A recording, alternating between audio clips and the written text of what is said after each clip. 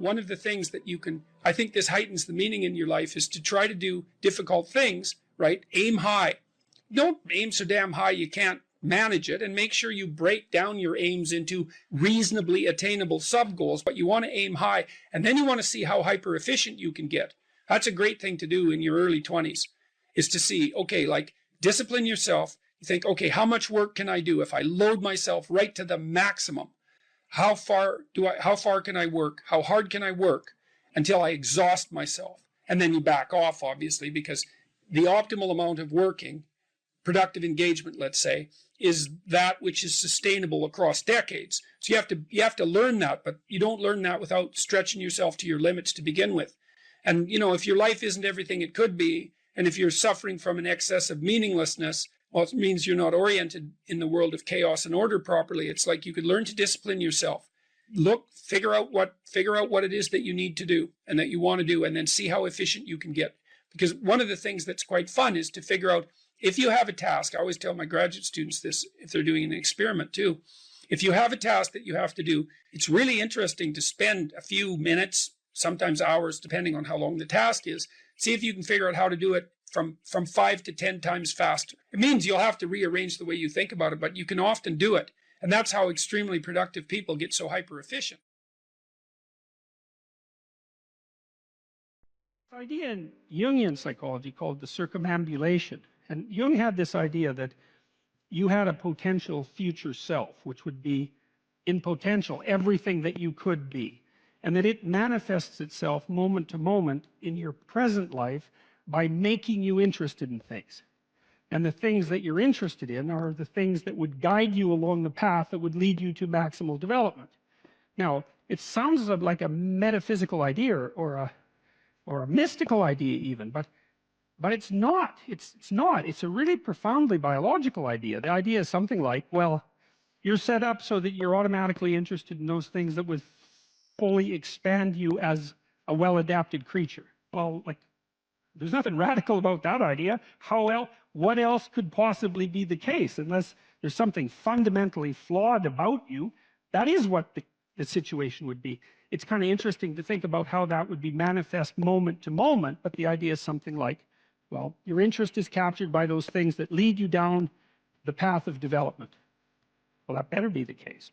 Okay, so that's fine. And so there's some utility in pursuing those things that you're interested in. That's the call to adventure, let's say. So, and the call to adventure takes you all sorts of places. Now, the problem with the call to adventure is, like, what the hell do you know? You might be interested in things that are kind of warped and bent. And often it's the case that when new parts of people manifest themselves and grip their interests, say, they do it very badly and shoddily. And so you stumble around like an idiot when you try to do something new. That's why the fool is the precursor to the savior from the symbolic perspectives, because you have to be a fool before you can be a master. And if you're not willing to be a fool, then you can't be a master. So you're gonna, it's an error-ridden process. And that's also laid out in the Old Testament stories, because the first thing that happens to all these patriarchal figures when God kicks them out of their father's house when they're like 84 is that they run into all sorts of trouble, and some of it's social and some of it's natural and some of it's a consequence of their own moral inadequacy. So they're fools. But the thing that's so interesting is that despite the fact that they're fools, they're still supposed to go on the adventure, and that they're capable of learning enough as a consequence of moving forward on the adventure so that they straighten themselves out across time. And so it's something like this. So this circumambulation that Jung talked about was this continual, we'll return to this continual circling in some sense of who you could be. You might notice, for example, that there are themes in your life. You know, when you go back across your experiences, you see you kind of have your typical experience that sort of repeats itself. And there might be variation on it, like a musical theme, but it's like you're circling yourself and getting closer to yourself as you move across time. Imagine that something glimmers before you. It's an interest that's dawning, and you decide, well, first of all, you're paralyzed. You think, well, how do I know if I should pursue that? It's probably a stupid idea. And the proper response to that is, you're right, it probably is a stupid idea, because almost all ideas are stupid. And so the probability that as you move forward on your adventure that you're going to get it right the first time is zero. It's just not going to happen. And so then you might think, well, maybe I'll just wait around until I get the right idea, and which people do, right? So they're like 40-year-old, 13-year-olds, which is not a good idea. And so they wait around until it's waiting for Godot, until they finally got it right. But the problem is you're too stupid to know when you've got it right. So waiting around isn't going to help, because even if the perfect opportunity manifested itself to you in your incomplete form, the probability that you would recognize it as the perfect opportunity is zero. You might even think it's the worst possible idea that you've ever heard of anywhere. Highly likely, highly likely. So you have, there's, Nietzsche called that a will to stupidity, which I really liked. So, because he thought of stupidity as being, you know, you have to take it into account fundamentally and work with it. And so you can take these tentative steps on your pathway to destiny, and you can assume that you're going to do it badly. And that's really useful, because you don't have to beat yourself up. It's pretty easy to do it badly. But the thing is, it's way better to do it badly than not to do it at all.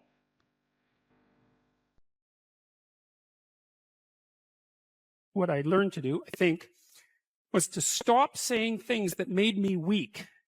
I mean, I'm still trying to do that, because I'm always feeling when I talk whether or not the words that I'm saying are either making me align or making me come apart.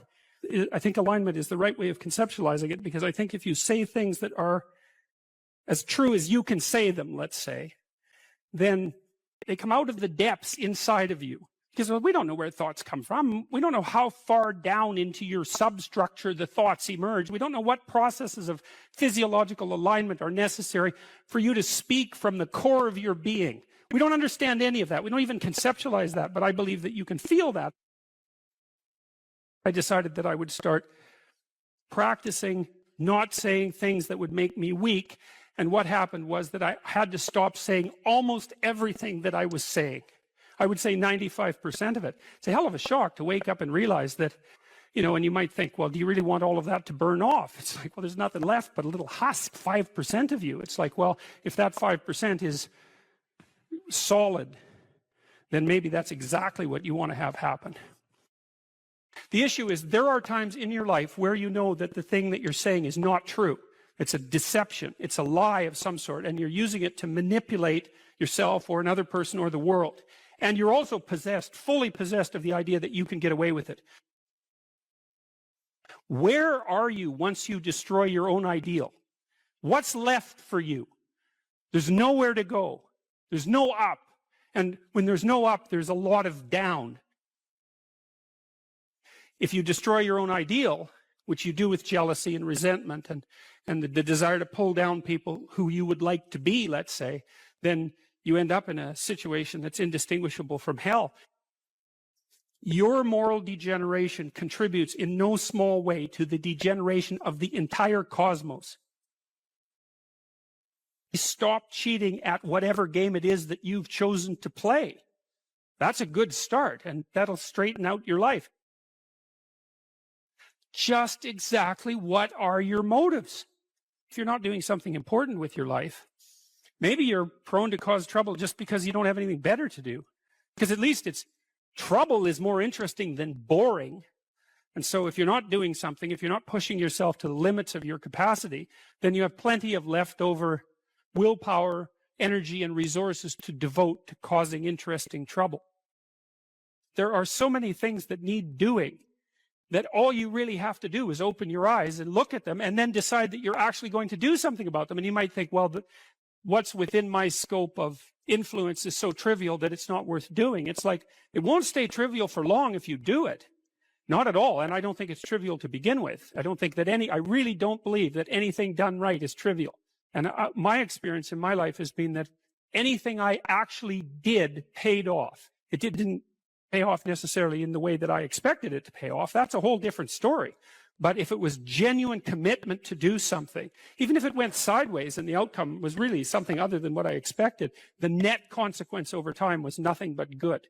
So every new frontier that can be conquered is an advance forward, and there's no shortage of frontier because we're surrounded by the unknown. We're surrounded by our own ignorance, and that's the secret to proper being. If you're interested in life, if you're interested in proper being, and you're disinclined to produce any more suffering than necessary, then you want to know how to conduct yourself when the catastrophe comes so that you have a reasonable possibility of moving through it. If you dare to do the most difficult thing that you can conceptualize, your life will work out better than it will if you do anything else. Well, how are you going to find out if that's true? Well, it's a Kierkegaardian leap of faith. There's no way you're going to find out whether or not that's true unless you do it. So no one can tell you either. You have to be all in this game. There is no more effective way of operating in the world than to conceptualize the highest good that you can and then strive to attain it. There's no better pathway to self-realization and the ennoblement of being than to posit the highest good that you can conceive of and commit yourself to it. You can take whatever job you have and you can make it a real nice little piece of absolute misery. Or you can act like a civilized human being and notice that no matter where you are, there's a richness and a complexity that's completely inexhaustible right at hand. And then you can take that seriously and you can say, well, I can make it a lot better if I want to. I can get along properly with my coworkers and not gossip behind their back, and I can treat my customers properly. And if an opportunity comes my way, I can take it and I can see what happens.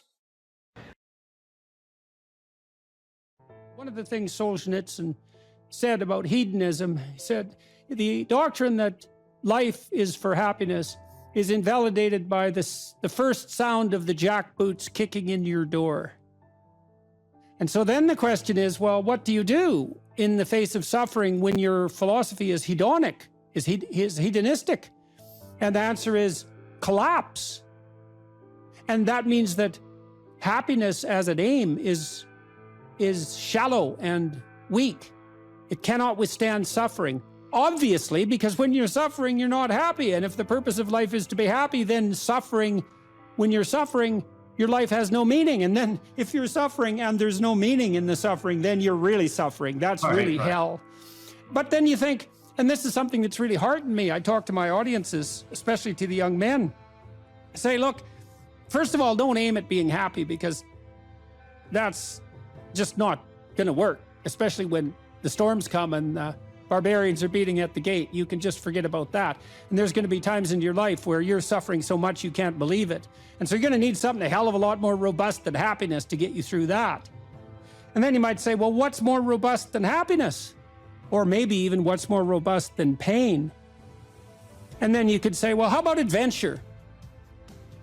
How about adventure? How about we go out and sail the uncharted seas, you know? How about we go and, Jesus, I talked to a guy the other day. He's a driver for me down in Nashville, where I am, ex-military guy, special forces guy, tough as a bloody boot, now works as a cowboy out in Montana, you know, a real character, perfect bloody American archetype. He knew he wanted to be in the special forces when he was 5.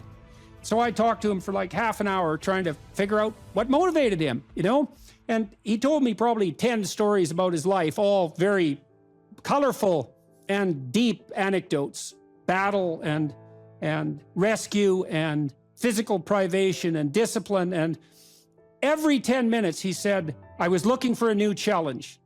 And then I was looking for a new challenge. And then I'd already done that, so I was looking for a new challenge. And for him, life was nothing but a sequence of impossible mountains to climb. And that's exactly what he wanted. And that's what I think we all want. You know, in the story of Abraham, when Abraham is perfectly happy in his father's tent, eating peeled grapes and, you know, having his diapers changed, even though he's 80 years old. And God calls him out to adventure. And it's very catastrophic, right? Because Abraham encounters tyranny and starvation and war and conspiracy to steal his wife and his own proclivity to lie cowardly. And this is all like that's his first sequence of adventures. And you think, well, what the hell's going on here? It's certainly not the case that God called him out to be happy. And I think the right moral to draw from that story is that God, so to speak, has called us out for something far greater than mere happiness. Far, so much greater than happiness that happiness pales in comparison. He's called us out for the adventure of our life that's of sufficient moral integrity to justify the suffering. And that's something. And if you tell people that, if you let them know that, you know, well, that makes them stand up and cheer, eh? Because deep in their heart, they know that's true. They're hearing that spirit of adventure calls you to be a patriarchal despoiler of the planet. And that demoralizes young men. And that's, of course, exactly the point, because demoralized young men aren't oppressors, although, yes, they are. And they're not despoilers of the planet, although, yes, they are.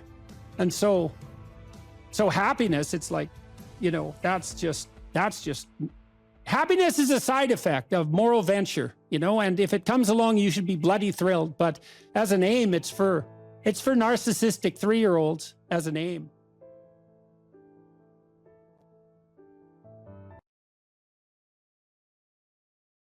What happens to you as you stroll merrily on your way through life? Well, what happens is that as you're moving from point A to point B, you encounter things.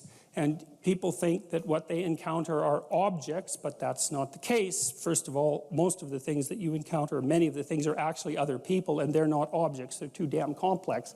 And even apart from the social world, the things that you encounter aren't objects. They seem to be something more like tools or obstacles. And I don't mean that we see objects and turn them into tools or obstacles. I mean that we see tools and obstacles, because what happens is that when you array yourself towards a goal, then the world transforms itself into things that get in the way of that goal, and three things. Things that get in the way of the goal, those are things you don't like. Things that facilitate your movement towards the goal, those are things that you like, and irrelevant things. And mostly you want irrelevant things, because there's just too damn many things. So the category of irrelevant is one you really like. So most of everything is irrelevant if you have a good plan. A few things are good because they move you forward, and some other things are not so good. You want to go around the not so good things if you can manage them, unless you like to run head forth into like brick walls, which is not particularly, it's a learning experience, but I wouldn't repeat it too many times. You want the world to array itself as a set of, we could say, tools. Now, what happens is that you have this perceptual system that's mediated by dopamine. It's the same system that cocaine activates, or methamphetamine, or the drugs that people really like to take. And it's the dopaminergic system that responds with positive emotion to indications that you've encountered something that will facilitate your movement towards a goal. And that's really important to know, because people tend to think that they're happy because they achieve goals, and that's not true. What's true, because as soon as you achieve a goal, then you have a problem, which is what's the next goal. And that's actually a big problem. You encounter that as soon as you graduate from university, for example. That's right. I made this joke before. Graduation day, you're like king of the university hierarchy, undergraduate hierarchy. Day after, you're unemployed potential Starbucks employee, right? So it's like, so obviously the accomplishment per se as a source of reward is problematic, because when you accomplish, you run the frame to its end, and then you have the problem of needing a new frame. So that's a problem. But if what you're encountering instead are things that will move you along your way, it's like, hey, that's great, and that's where you get your positive motivation. And so that's really that's so much worth thinking about. You can think about that for a year, and that wouldn't even be enough to think about it, because here's what it means. It means, in some sense, that the Buddhists are right with their claim about Maya, M-A-Y-A, which means that people live in an illusion. And what they mean by that is, well, you have goal, whatever your goal is, and that goal gives relevance to the world. And you could change the relevance of the world in a snap, just by changing your goal. You can do that. And so then you think, well, it's sort of an illusion, because you can just change it. Now, you don't want to push that line of argumentation too far, because even if the specific point can be changed, the fact that you're in one of these frames cannot be changed. And so you have to be in a frame, although you get to pick the frame. So there's still an absolute there, which is that you have to be in a frame, and that is not a trivial absolute. It's a very major absolute. So then you think, okay, all of your positive emotion is going to be experienced in relationship to the goal. Well, then we think, well, you could use some positive emotion. It's a good thing. Positive emotion inhibits anxiety and disappointment and frustration and pain. It does all that. Technically, it does that. That's why a football player with a broken thumb who wants to score a touchdown can go out there and you know, play the football game, even though it's a kind of an arbitrary goal, right? It's like, really, you're going to go out there and like risk your hand to fire a pigskin through some poles? It's like, well, you can say the same sort of cynical thing about most of the things that people do, but you can't say the cynical thing about the fact that they have to do things. So you have a point, you have your aim, you have your ambition, and then that's what turns the world into a potentially positive place. And here's the kicker. This is so cool. The higher the aim, the more the positive emotion. So that's you think, well, why should I bother? You know, why should I bother doing something lofty and difficult? It's like, because it's worth it. That's why. Because the alternative is stupid suffering. Because really, because what happens is, like, you don't need a framework in order to suffer. You can just lay there day after day and suffer, right? That's easy. So that's the default condition. If you don't have a lofty ambition, then you suffer miserably. And the reason for that is life is really complex, short, finite, full of suffering, and beyond you. And so you can just lay there and think about that, and it's horrible. And so that's not helpful. It's just not useful. And so, you know, people often say life is meaningless. It's like, no, it's not. That's wrong. Because if it was meaningless, that'd be easy. You could just sit there and do nothing, and it wouldn't matter, right? It'd be like you were like a lobotomized sheep. It's just irrelevant. But that isn't what happens. When people say that life has no meaning, that isn't what they mean. What they mean is, I'm suffering stupidly and intensely, and I don't know what to do about it. Well, the suffering is meaningful. It's just not the kind of meaning you want. So how do you get out of that? You adopt, you note the baseline of suffering, which is very, very, very, very high. And then you say to yourself, okay, I need to do something that justifies that. And that's not so easy, because the baseline for suffering is high. If you're going to make something of yourself, let's say, so that it's worthwhile to exist in the world, then you have to aim at something that's so well structured that you can say, yeah, earthquakes, cancer, death of my family, dissolution of my goals, ultimate futility of life, and the heat death of the universe. Hey, it doesn't matter, it's worth it. There's this old idea that you go into the abyss. It's an idea that you can gaze into the abyss. You gaze long, and what you find in the abyss is a monster. That's the dragon at the bottom of the abyss, let's say. That's Satan himself, for that matter. But if you go into that as deeply as you can, what you find is you find your fragmented father in a comatose condition, in a desiccated and separated condition. And then you revivify that. Well, what does that mean? It means something. It means that if you look in the darkness, you find the light. That's one thing it means. And that the light really stands out against the darkness, but that the light is to be found in the darkness. So that's a very interesting thing. That's a quest narrative. But it means more than that. It means something fundamental. So we know, for example, that if you take yourself out of your current state of predictability and safety, and you put yourself in a new situation, you'll learn, right? You'll incorporate new information. So that's a cognitive issue. But that isn't all that happens. What happens is that new genes turn on within you and code for the production of new proteins. And that happens neurologically. New parts of you turn on. And so the idea is that if you can move yourself out into the world and push yourself out against a maximum array of challenges, more and more of you turns on. And then the question would be, well, what would you be if all of you that could be turned on was turned on? And the answer would be, you would be the resurrection of the ancestral father. That's what you would be. What that means is that if you take on the unbearable burden of being voluntarily, then that transforms you into the ancestral father. And that's true. And so that's unbelievably optimistic. It's so interesting because it's dark beyond belief. Well, the world is characterized by suffering and by malevolence of a depth that's virtually beyond comprehension. But if you choose to comprehend that, what you discover in that is the light that destroys the darkness. And that's really something to discover. There isn't a discovery that's more profound than that. That's the search for the Holy Grail or the Philosopher's Stone, all of that.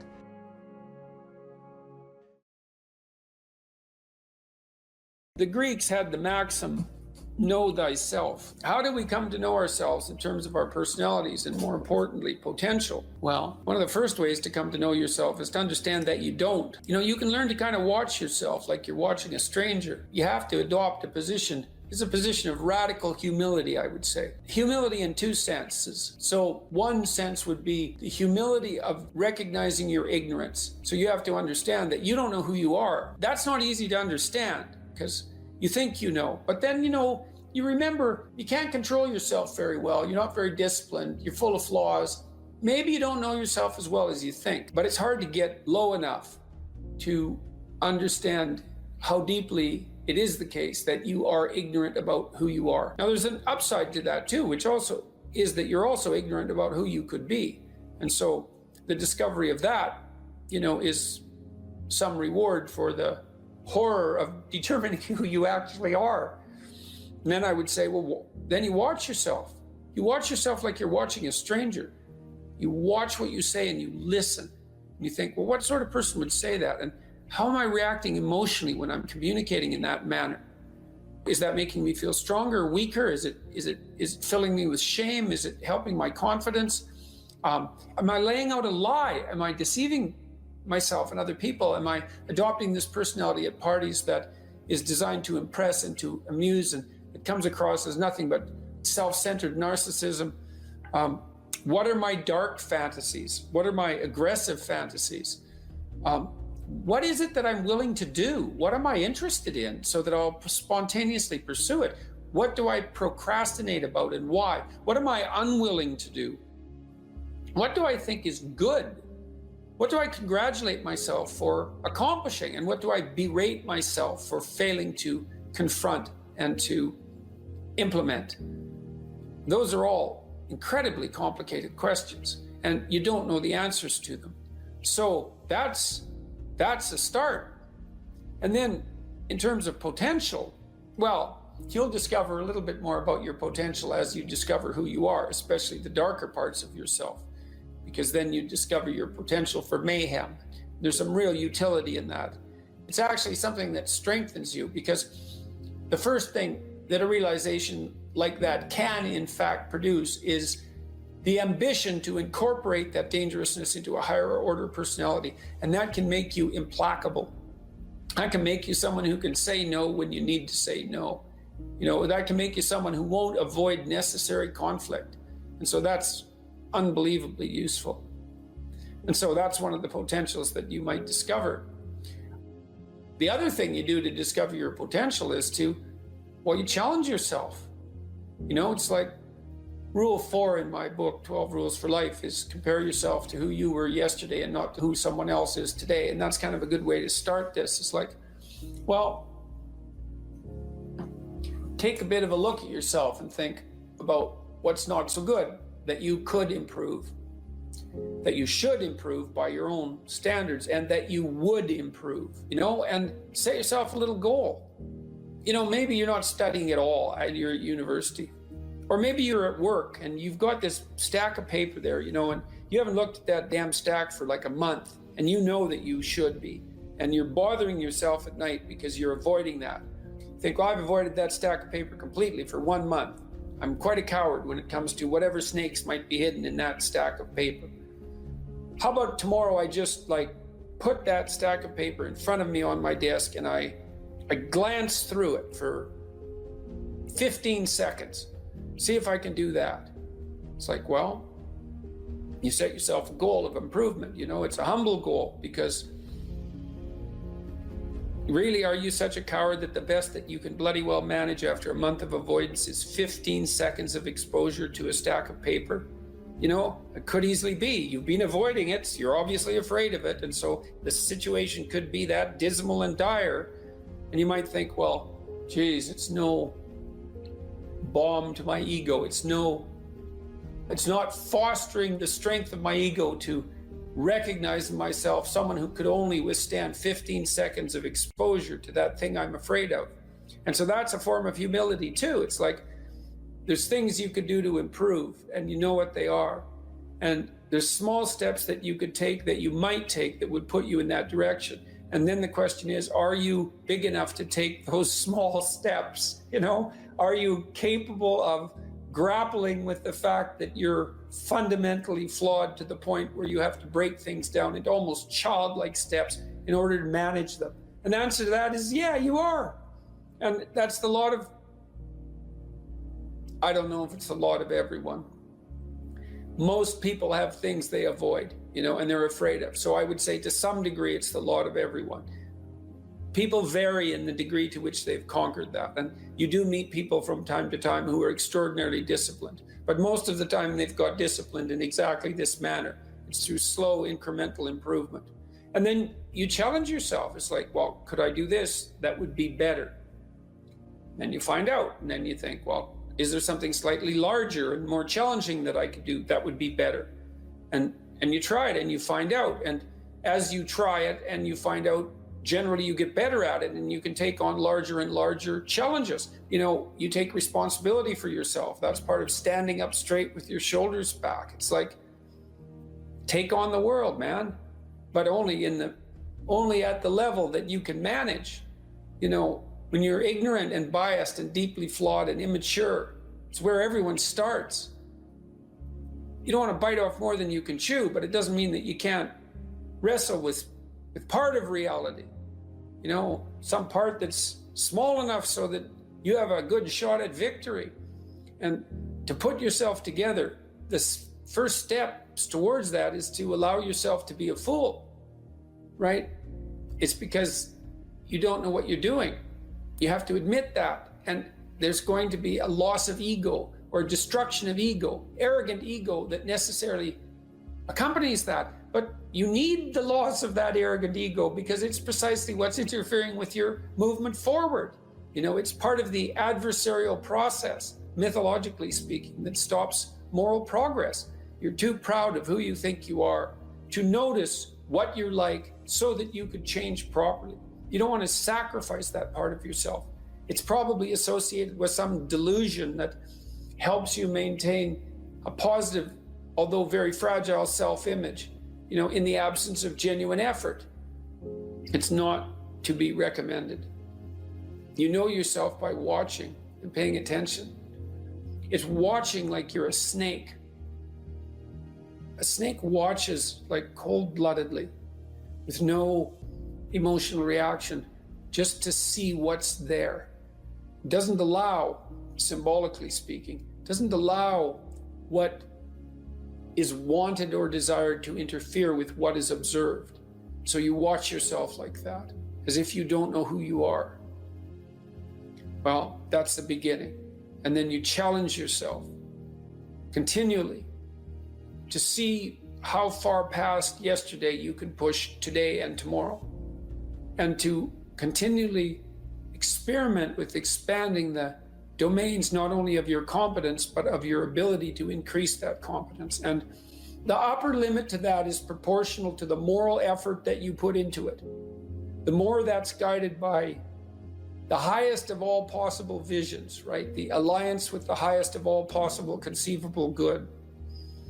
And the more it's accompanied by truth in speech and action, the more you will develop your potential. And you also, I suppose, have to be willing to undertake that as an adventure, because it's a hell of a thing to bear that kind of responsibility. It takes a person out of the ordinary. It takes them out of themselves. And there's an alienation and an isolation that goes along with that, and a great sorrow, all of that together. But there's deep meaning to be had in it, and there isn't anything better that you can do. So that's the answer to that question.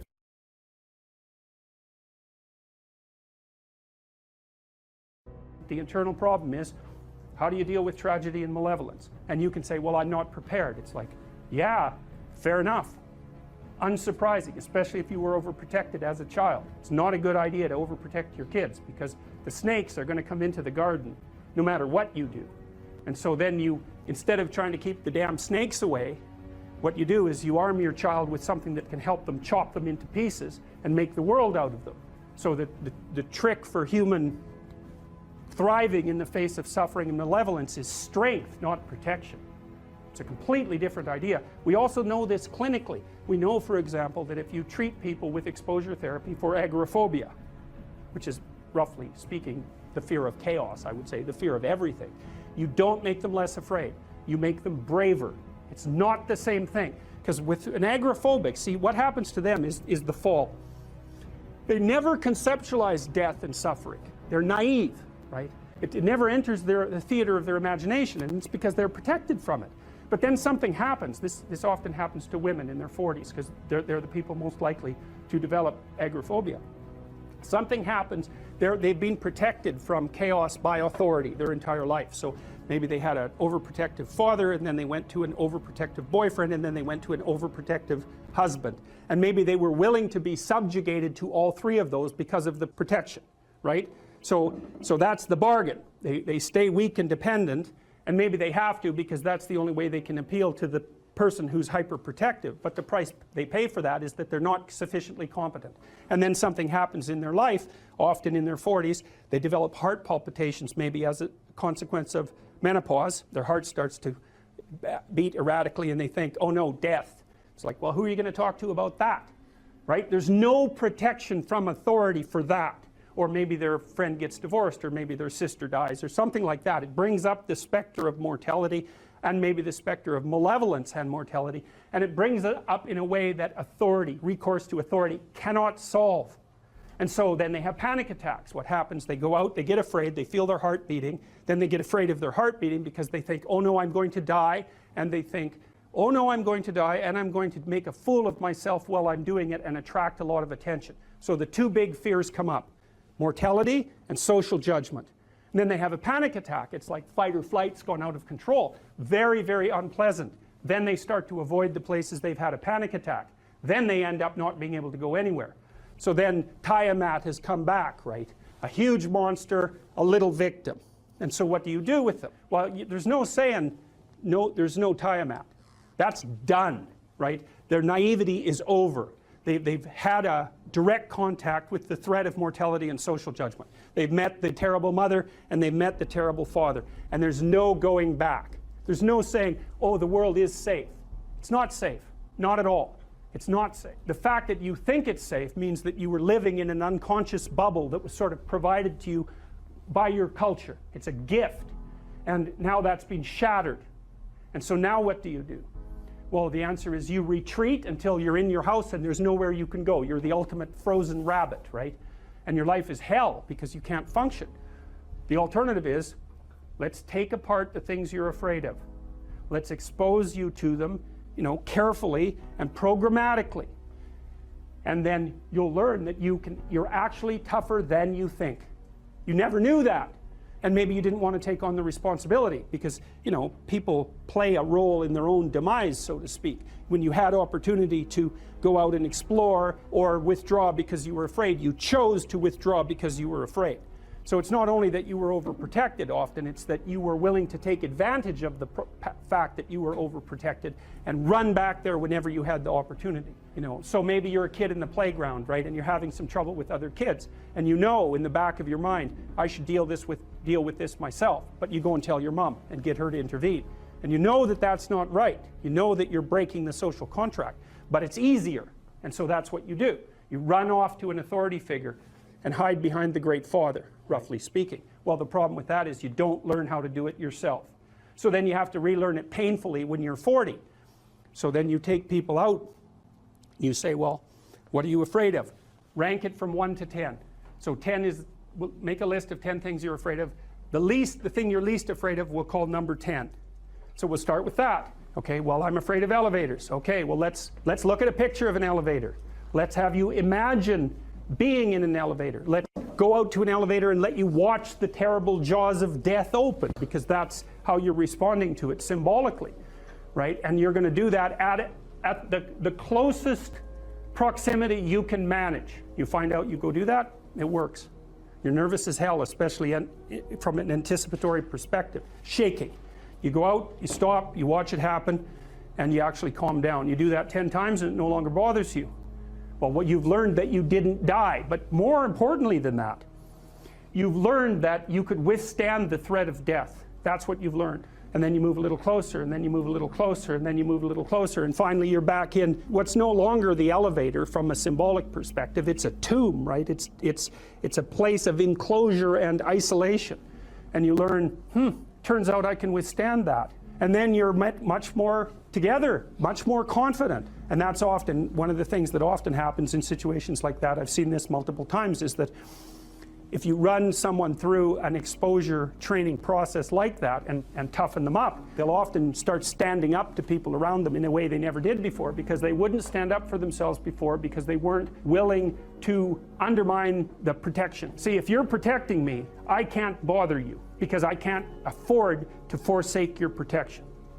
So if I'm going to play that game, I'm going to hide behind you, then I can't challenge you.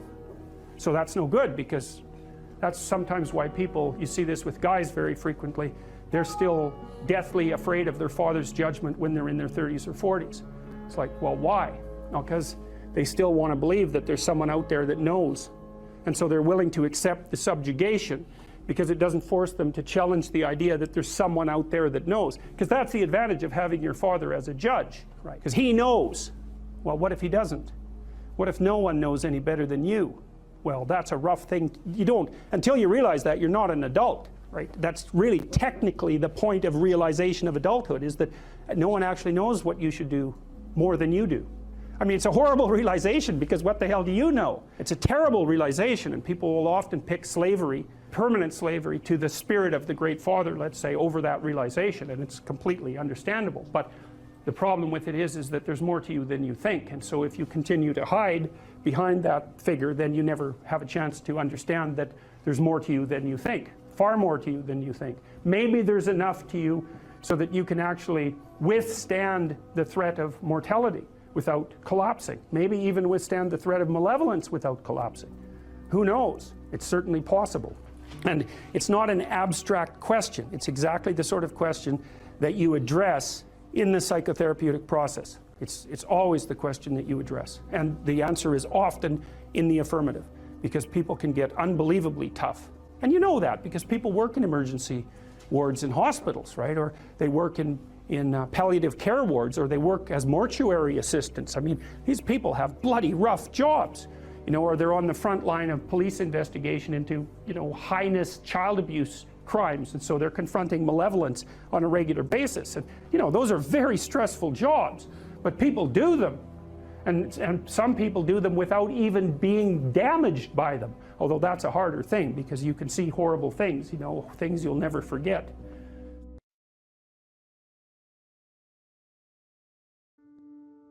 If you work 13% longer hours, you make 40% more money. It's nonlinear. So you think, why is that? Well, imagine you had 10 employees and one of them works an extra 10%. It's not much. Well, how often is that person going to be promoted, assuming you have a clue as a boss? It's like you're going to look at the 10 people and you're going to think, oh, that guy's always here like 45 minutes early. It's like, why don't we give him the promotion? Obviously, right? So these small edges that you can manage like that, work an extra 10% or extra 13%, have non-proportional payoffs. That's part of the Pareto distribution. So get your sleep cycle organized so you get up in the morning. Learn how to do it. No excuses. I'm too tired in the morning. I don't like mornings. Who cares? That's not relevant. It's like discipline yourself so you can manage it. Schedule your meals, because that's a good disciplinary routine. And then learn to use a calendar, like Google Calendar. Most of you, many of you out there, do not use a calendar. Okay, a calendar is not a prison, and it's not a tyrant. Not if you use it properly. A calendar keeps anxiety at bay.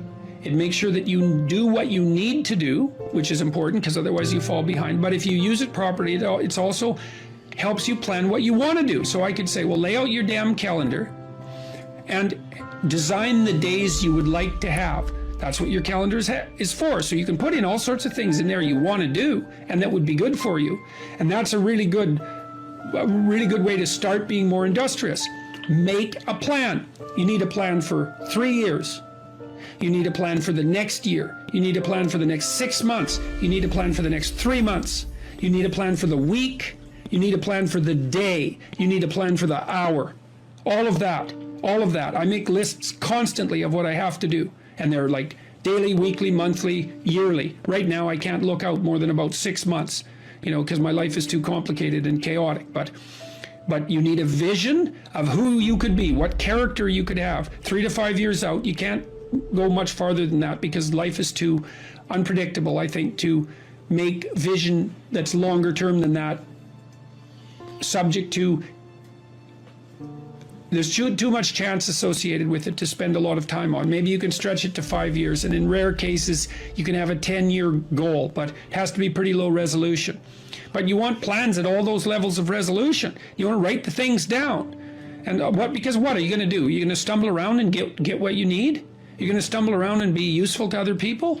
And it's useful to be useful to other people, you know?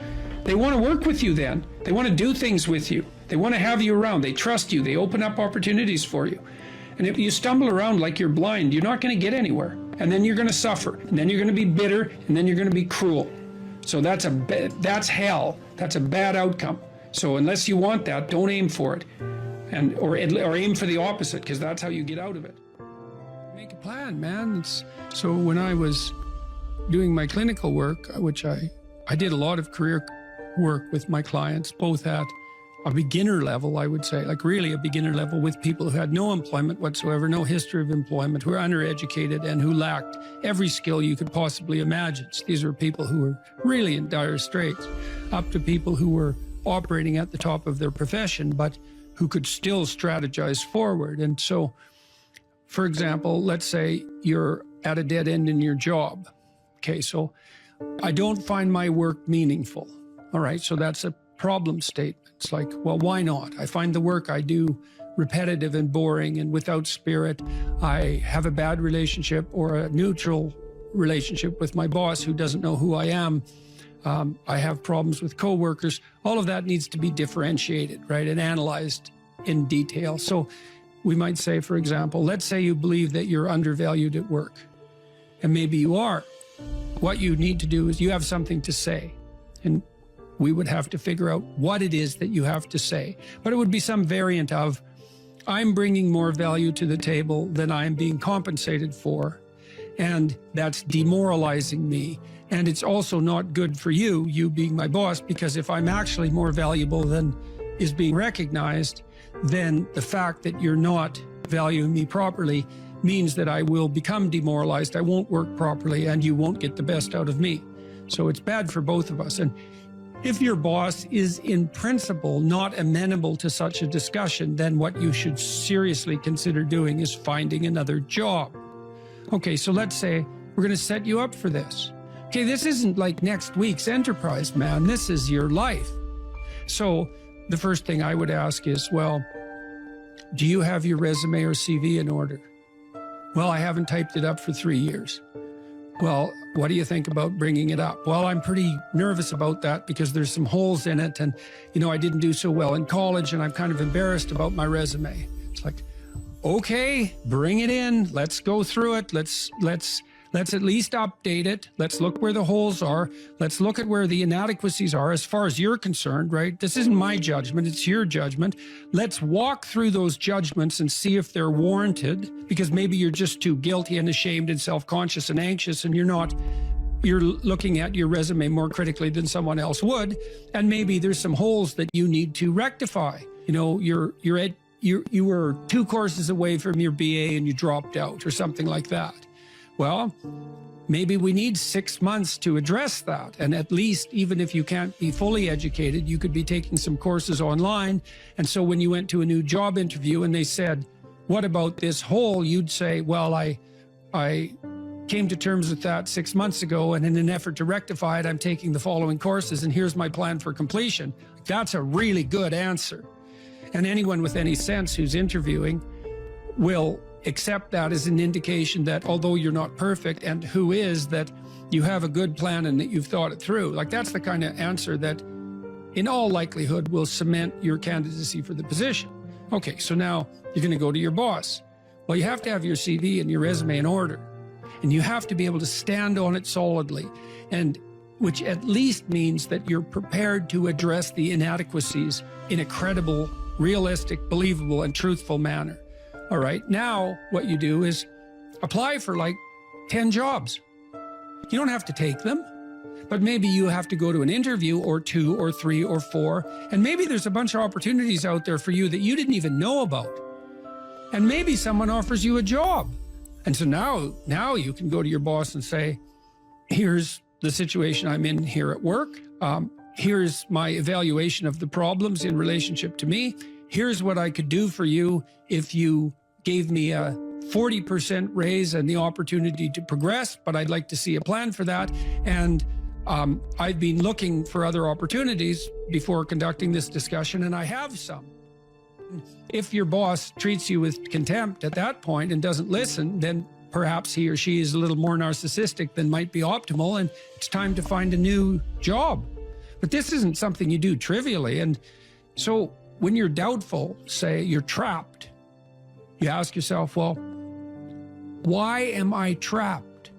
And that's a hard question, right? Because some of it's your own inadequacy, a lot of it. And all of the part of it that you can deal with is your own inadequacy.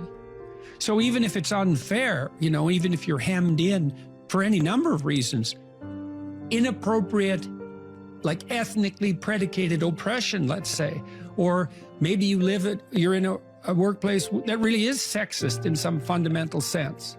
Well, that's not good. It's not just, it's not fair, it's not meritorious, all of those things. And maybe you shouldn't be there.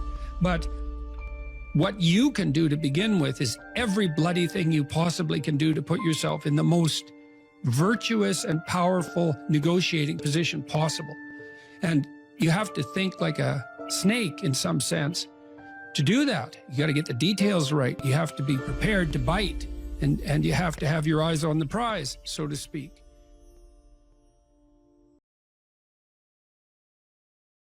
If you concentrate solely on your career, you can get a long way in your career. And I would say that that's a strategy that a minority of men preferentially do. That's all they do. They work like 70, 80 hours a week.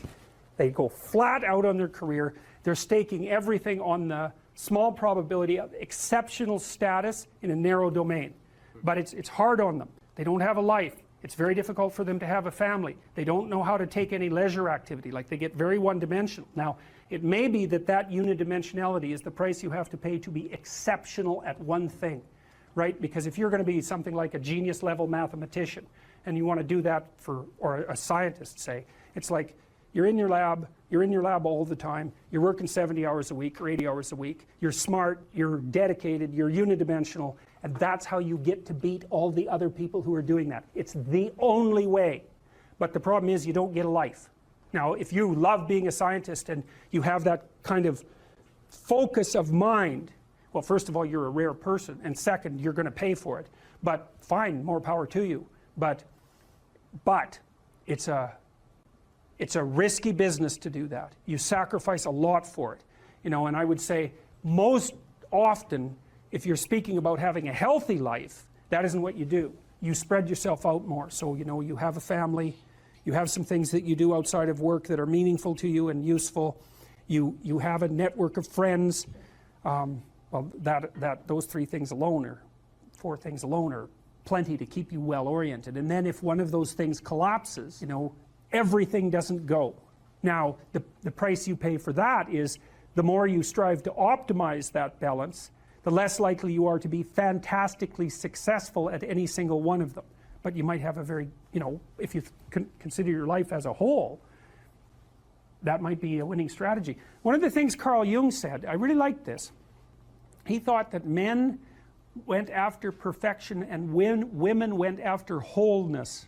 There's something different at the top of the value hierarchy. So perfection would be stake it all on one thing and look for radical success. Not that all men do that, because they don't, but we're talking about extremes, at least with regards to the men that do that. The wholeness idea is more like, well, it's like I want one thing in my life to be 150%, or I want 5 things in my life to be 80%. Well, there's a lot more richness in a life where you have 5 things operating at 80%, but you're not operating at any of them at 150%. So, and I really believe this because I've watched men and women go through their careers now for a long period of time, and one of the things that, there's lots of things that produce this, but one of the things that I've noticed is that mostly women in their 30s bail out of unidimensional careers. They won't do them. They won't put in the 80 hours a week that they would have to put in order to dominate that particular area. And it isn't, the reason that they won't do it is because they decide it's not worth it. And no wonder, because why would that be worth it? You have to ask yourself that. It's like, well, you want to be an outstanding scientist. It's like, okay, really, that's what you want, because that means that's what you do. Because you're competing with other people, you know, they're smart, they're hardworking, and if you want to be at the top, you have to be smarter and work harder than any of them. And working hard means working long hours. I mean, it also means working diligently, but in the final analysis, it's also an additive issue. If I'm smart and hardworking and I can crank out for 70 hours a week, and you do it for 30, it's like, in 2 years, I'm so far ahead of you, you will never, ever catch up. So, anyways. And I think partly, maybe part of the reason too that women are oriented that way more than men, I think there's 2 reasons. One is socioeconomic status does not make women more attractive on the mating market, but it does make men more attractive. And the second is women's time frame is compressed, right? Because guys can always say, well, I'll have kids later. And they can say that till they're like 80. Whereas women, it's like, no way, man, you got to get it together by the time you're, let's say 40, but really probably by 35, but definitely by 40, because otherwise it ain't happening. And that's bloody dreadful. One of the common routes to extreme unhappiness is to want children and not have them. I wouldn't recommend that. You know, you see couples who are in their 30s. 1 couple in 3 over the age of 30 has fertility problems. That's defined as inability to conceive after 1 year of trying. 1 in 3. So it's worth thinking about, because people are very, very unhappy if they want to have kids and then they can't. Man, you're in the medical mill for 10 years if that's what happens to you. We've got a hypothesis that we're still working out that's supported to some degree by the relevant literature. So imagine that you're looking for a stable partner, right? So you might think, well, what do you want in a stable partner? And at least in principle, one of the things you don't want is too much mismatch between you and that person on the 5 fundamental dimensions. So for example, if you're really extroverted and you have a really introverted partner, you're going to engage in continual conflict about how much social activity the 2 of you should subject yourself to. And it's very, very difficult for people who widely differ on those dimensions to come to consensus, because it's not just a matter of opinion, right? It's really a matter of different, if you're looking at extremes, of really different types of people. And the thing about introverts is they just don't enjoy large-scale social interaction that much. One-on-one they're often fine, but in a group they don't like that, and it tires them out. Whereas a real extrovert, it's like you isolate them and they just wither on the vine, because a huge part of what actually motivates them in a positive way is tangled up with social interaction. And so if you're an agreeable person and you have a particularly disagreeable partner, you're also going to run into problems, because the agreeable person will say whatever you want, whenever, and the disagreeable person will say, well, I'd like to know what the hell you want for a change, and be much more harsh and much more demanding in the situation. And the agreeable person is going to find the disagreeable person harsh and unpleasant, and the disagreeable person is going to find the agreeable person wishy-washy and unable to stand up for themselves. And again, that's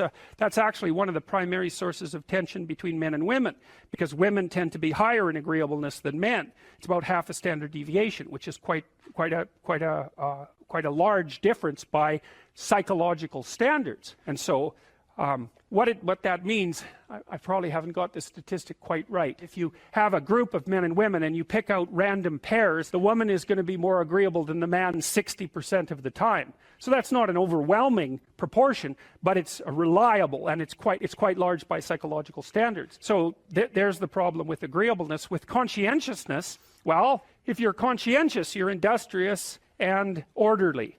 And orderly people seem to be sensitive to disgust, which is something we'll talk about in detail later.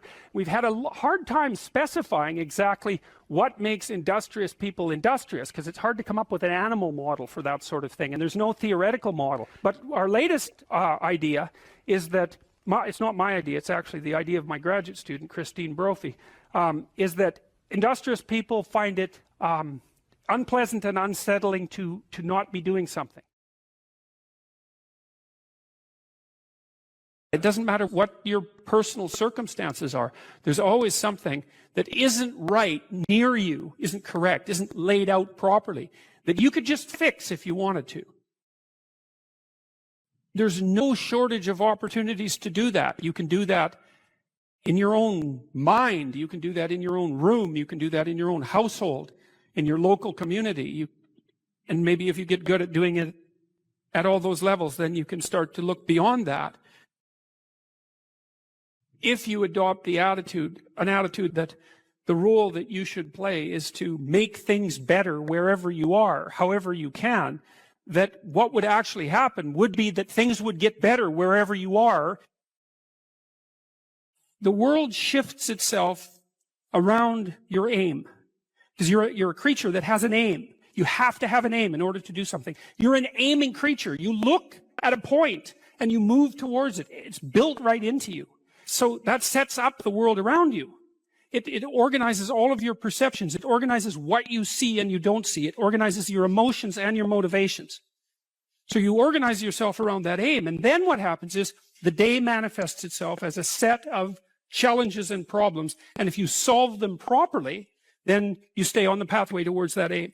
And you can concentrate on the day. And so that way you get to have your cake and eat it too, because you can point into the distance, the far distance, and you can live in the day.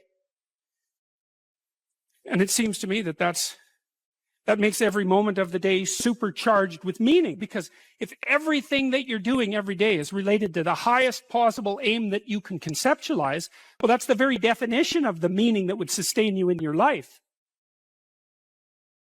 An uphill trajectory is actually even better than being somewhere good, as far as I'm concerned, because one of the things that really makes your life meaningful is the clear realization that you're headed somewhere better than you are now. And then it's even better if you also understand that there's a direct causal relationship between the things that you're doing and the steepness of that incline. There's two modes of being in the world, right? There's one where you adopt the responsibility for living properly, for being properly, and you make the sacrifices necessary for doing that, and then everything will flourish properly. And the other one is a pathway of resentment and bitterness and rejection and genocide. If you make your life 0.1% better a week, man, in 2 or 3 years, you're in such a better place than you were that it isn't even like the same domain. And if you keep that up for 10 years or 20 years, especially if you're young and you start early, you start to straighten yourself out and fix the things that you can fix. You can transform your lives in ways that are completely unimaginable. And God only knows what the upper limit of that is in terms of human possibility. What you're actually made of, what you're made of is what you encounter when you voluntarily encounter the unknown. And so the more you voluntarily encounter the unknown, the more you get made of. And the more you get made of, the more there is to you. And then the more you're good at encountering the unknown and restructuring order and calling forth proper order out of the potential of being. And God, you got to think, why wouldn't you do that since you can do that? The fact that you're fragile is actually a precondition for your heroism, because if you weren't fragile, then there'd be nothing heroic about doing something difficult, right? Because if you couldn't be hurt or damaged or defeated or end up in failure, then where's the moral courage in the endeavor? It has to be that the fragility is built into the courage. People denigrate the opportunities that are right in front of them.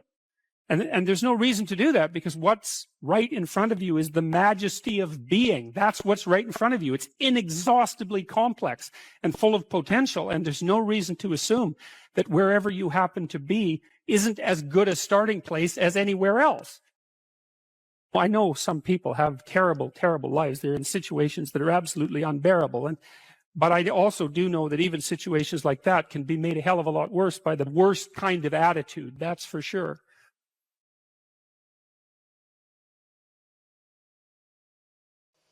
If you were properly oriented in life, if your spirit was in order, you'd aim at the highest thing that you could possibly imagine, and that would point you in the proper direction. And then you would attempt to treat everyone as if they had, including yourself, as if they had a value that was equivalent and related to that high order goal. And that's right. Why would you aim at anything other than the highest good you could imagine? It's like, why bother? Almost by definition. If you're going to aim, you might as well aim at what's good. If you're going to aim at what's good, you might as well aim at what's best. And maybe if you aimed at what was best and you managed to progress towards that, it would even be better if you could take everybody along for the ride. And even if you're too cynical and bitter and faithless and nihilistic to think that's a good idea, you can at least see the logic in it and the utility in it, the beauty in it. I'll give you another example. In the story of Exodus, there's a scene before Moses is called on by God to act as a leader of his people. And it's very interesting because the story lays out how you become a leader, like an actual leader, not a tyrant, not someone who's manipulating, not someone who's out for himself, but an actual leader. And that's a very difficult thing to get right. So in this scene, Moses is out walking along a path and minding his own business, and something sort of glimmers and gleams and glistens in the periphery of his vision, and he takes the time to deviate from his path and to investigate it. Now that's worth thinking about. Because it means something like this, you're going about your business and something captures your attention, something captures your interest. And that's an interesting way of thinking about it too. Something captures your interest. And that's sort of how what's interesting makes itself manifest. You can't exactly choose what you're interested in. It sort of chooses you. And then you can decide whether or not you're going to pursue it or not, or ignore it, and you can decide how seriously you're going to pursue it. But you know perfectly well, you know this from being in school. Even if you know you should study for a test, if you're not interested in the subject, it's virtually impossible. You can beat yourself with a stick and you can force yourself to do it, but you're going to fight yourself, and you're probably not going to do that great a job. Depends to some degree on your discipline. Whereas if you're interested in it, it captures your attention, and then you pursue it, it's no problem. You enjoy it, like it engrosses you, and it's much easier to learn and to remember. And that's a real mystery, right? I mean, that's the sort of mystery that if you think about with any degree of seriousness, shows you how the world is constructed in a manner that's unlike what you might think. That things call to you. People often wonder how they should decide what to do with their life. And one answer to that is, well, you should see what interests you. You should pay attention to that. And there's kind of two parts to that, because things that interest you, they come in two flavors. One is positive. You're interested and engrossed. There's something you love, some opportunity that beckons, some doors that open, and you can see them, and you're eager and enthusiastic to move in that direction. And you find yourself compelled and motivated and enjoying what you're doing. And then there's problems that interest you, and that's more negative. You'll have something that's bothering you, obsessing you, that you can't get rid of, some problem that is paramount. It might be personal, it might be conceptual, it might be political. It's the axe you're inclined to grind. And it's kind of arbitrary too, because there's a million things in the world you could be worried about that could bother you, that could make themselves manifest as problems, but there's a small subset that are apparently your problem. And people will ask you, your wife will ask you, what's your problem? And that's a good question. What is your problem? And you might think, well, I don't want to have any problems. It's like, well, good luck with that, first of all. And second, it's not so obvious that you'd rather not have any problems, because, well, then what would you do? And that's an interesting way to think about your problems, is that if they're your problems, maybe what you have to do is solve them. And you might think, well, I don't know how. It's like, yeah, if you knew how, it wouldn't be a problem. Right, so you have to sort yourself out to solve the problem. You'd have to learn way more than you know to solve the problem. You'd have to become way more than you are to be the person who could address that problem. But then you could see if addressing the problem calls you to be the person that you could be, well, then the problem is an opportunity too.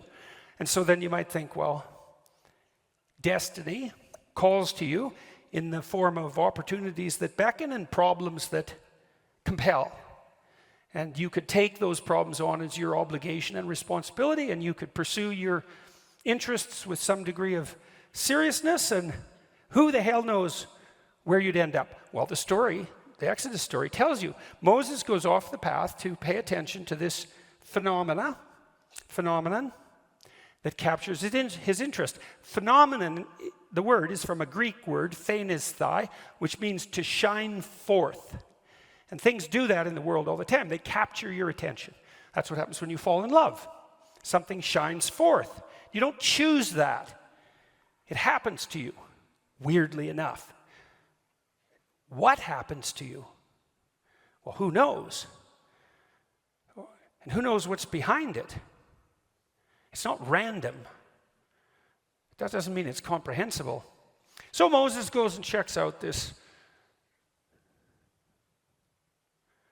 phenomenon, and he approaches it, and as he gets closer, he can see that it's a living form. It's a bush. It's a tree. It's on fire, and that's a strange paradox, right? Because obviously, a tree that's on fire would burn into ashes, and trees don't just stand there and burn. Although actually they do, because living things are on fire. They oxidize and they transform, and everything living is like that. So everything living is a combination of being and becoming, and that's particularly obvious in the case of living things, but it's true for everything, because nothing is static in its form. It is what it is, and it is what it's going to be at the same time. And the burning bush is being and transformation at the same time. And fire is something that's intrinsically attractive to human beings. Like, we're definitely the descendants of the first ape who couldn't keep his bloody hands off fire, and then mastered it. And you can sit around a campfire and look at it forever. It's one of those things that grips your interest intrinsically. You never get bored by it. It's just endlessly fascinating. It's partly because it transforms constantly, like music, Music and fire share that in common, and not accidentally. And so a burning bush, it's a compelling, it's paradoxical too. It's static, because it still has this tree-like form, and that tree-like form is sort of emblematic of life, and it's burning. And so Moses is very focused on this, and he approaches it more and more closely, and a voice appears, speaks out of the bush and says, "Stop, you're beginning to tread on holy ground." Well, when Tammy talked, she said, well, in essence, she said, what would happen if you listened seriously? And the answer is, well, the more seriously you listened, the more the person you're listening to would reveal themselves, and they'd reveal themselves more and more deeply. And that would be true whether you're listening to your wife or your husband or your friend or whoever you're listening to, because people will tell you everything, including all sorts of things you don't want to know, if you listen. And so you might come to understand that if people aren't telling you, then you're not listening. And if the people around you aren't that interesting, it's because you're not listening. If you were listening, they'd be so interesting you wouldn't even want to be anywhere near them. The people are no shortage of interesting, because people are crazy and strange and demented and peculiar, and they're full of twists and tangles and snakes. And if they tell you what they're really up to, man, it's interesting. You have to be tough as a damn boot to be good, because you have to stand your ground when you need to stand your ground, and you have to be able to say no when it's time to say no, and you have to mean it. And so then you have to think and plan strategically so that when you're going to say no, you can mean it and it will stick. And that takes a certain amount of That takes a certain amount of integrated malevolence, I would say. And once it's integrated, it's not malevolence, it's strength. It's strength of character. It's the ability to stand your ground. And you have to cultivate that. And you cultivate that at least in part by telling the truth. And so you take your place in the world as a decent person and as a decent citizen, and you play the hierarchical game properly. And that is to stand up straight with your shoulders back. It's like the world's an onslaught. You've got the tyranny of culture to deal with. You've got the catastrophe of nature. You've got your own damn malevolence and ignorance, right? All coming at you, plus the incredible, complicated, indeterminate potential of the future. That's all coming at you, and it's all your responsibility. And you can cringe away from it and be afraid of it and be victimized by it and be bitter and cynical about it. And no wonder, because it can be painful. Or you can turn around and you can say, man, bring it on, because there's more to me than there is to the catastrophe. And this is what I discovered from looking at what I looked at. I looked at the darkest things I could look at, really, for 30 years. I was really a lot of fun to be around, I can tell you. I looked at the darkest things that I could think of, right? Not only what happened in Auschwitz and what happened in the Gulag, but personal issues. You know, it's like I wasn't so much interested in the totalitarians as a group. I was interested in the people who undertook the terrible acts that the totalitarians required. You know, the people who, I was just rereading Ordinary Men, and it was a story about a police battalion in Poland that trained ordinary policemen to take naked pregnant women out into the fields and shoot them in the back of the head. It takes a lot of training, by the way, before you can bring yourself to do that. And you aren't the same person by the end of it. It's pretty goddamn horrific. You know, and I was trying to figure out, what would it be like to be that person? Because we are that person. And then what would it be like to not be that person, right? To refuse to do that, to not participate in that. You know, and what I discovered by making that totalitarian proclivity personal was that there's more to us than there is to the horror. As nature is, bent on our destruction, bad as culture is, tyrannical and bloody back as far as you can look, as malevolent as you are in the darkest part of your heart, and that's plenty malevolent. The possibility that's within you that can well up, the courage and the truth and the ability and the skill and the willingness to set things right, if you are willing to set them right, is more powerful than all of that. And so it's so interesting. It was proof for me of an old saying I read from Carl Jung. It's an alchemical motif, in stir qualinus inventur, which is what you most want to be found will be found where you least want to look, essentially. And it's so interesting because it means that if you're willing to turn around and to stand up straight and face the darkness like fully, what you discover at the darkest part is the brightest light. And that's something that's so much worth discovering, because there's going to be terrible darkness in your life. And it's going to make you cynical and bitter. And it could easily be that you're just not looking at it enough. Because if you looked at it enough and you didn't shy away and you brought everything you had to bear on it, you'd find that there was more to you than there was to the horror. You know, I watched my father-in-law. I'll end with this. And you know, you don't know, because you're not bringing your A game to the table with all that cynicism and bitterness and resentment and willful blindness and avoidance. Maybe you're playing at 60%. It's not good enough, because there's too much of what's bad for 60% to be good enough. It's like you need 90% or 95% or 100%. When about 15, 20 years ago, my mother-in-law developed frontal temporal dementia, which I wouldn't recommend. You know, it's one of those degenerative neurological diseases like Alzheimer's, and those bloody things are like they're in the top echelon of awful. You know, you watch a person deteriorate before your eyes. It's a lengthy, lengthy death. And it was slow. And her husband, he lived in this little town that I grew up in, about 3,000 people. And he was quite a character, man. Everybody knew him. I bought him a Foghorn Leghorn t-shirt once, because that's kind of what he was like. He was loud and sort of bombastic, but he stood up straight, I can tell you. And he played the fool a little bit, mostly for the amusement of people, but he was no damn fool. And I always admired him and liked him, and the feeling was mutual, thank God, since I married his daughter. And, you know, he drank a lot with his crazy friends up in northern Alberta, and he wasn't at home a lot because he was working a lot. And you know, he was kind of a party animal about town, but a good businessman and a good man. And then his wife got sick, and they moved to another town. And, you know, he took care of her for like 15 years. It was unbelievable as she deteriorated, you know, and she got more desperate to have him around, and her love for him never went away. Even as she lost herself almost completely, she would always light up when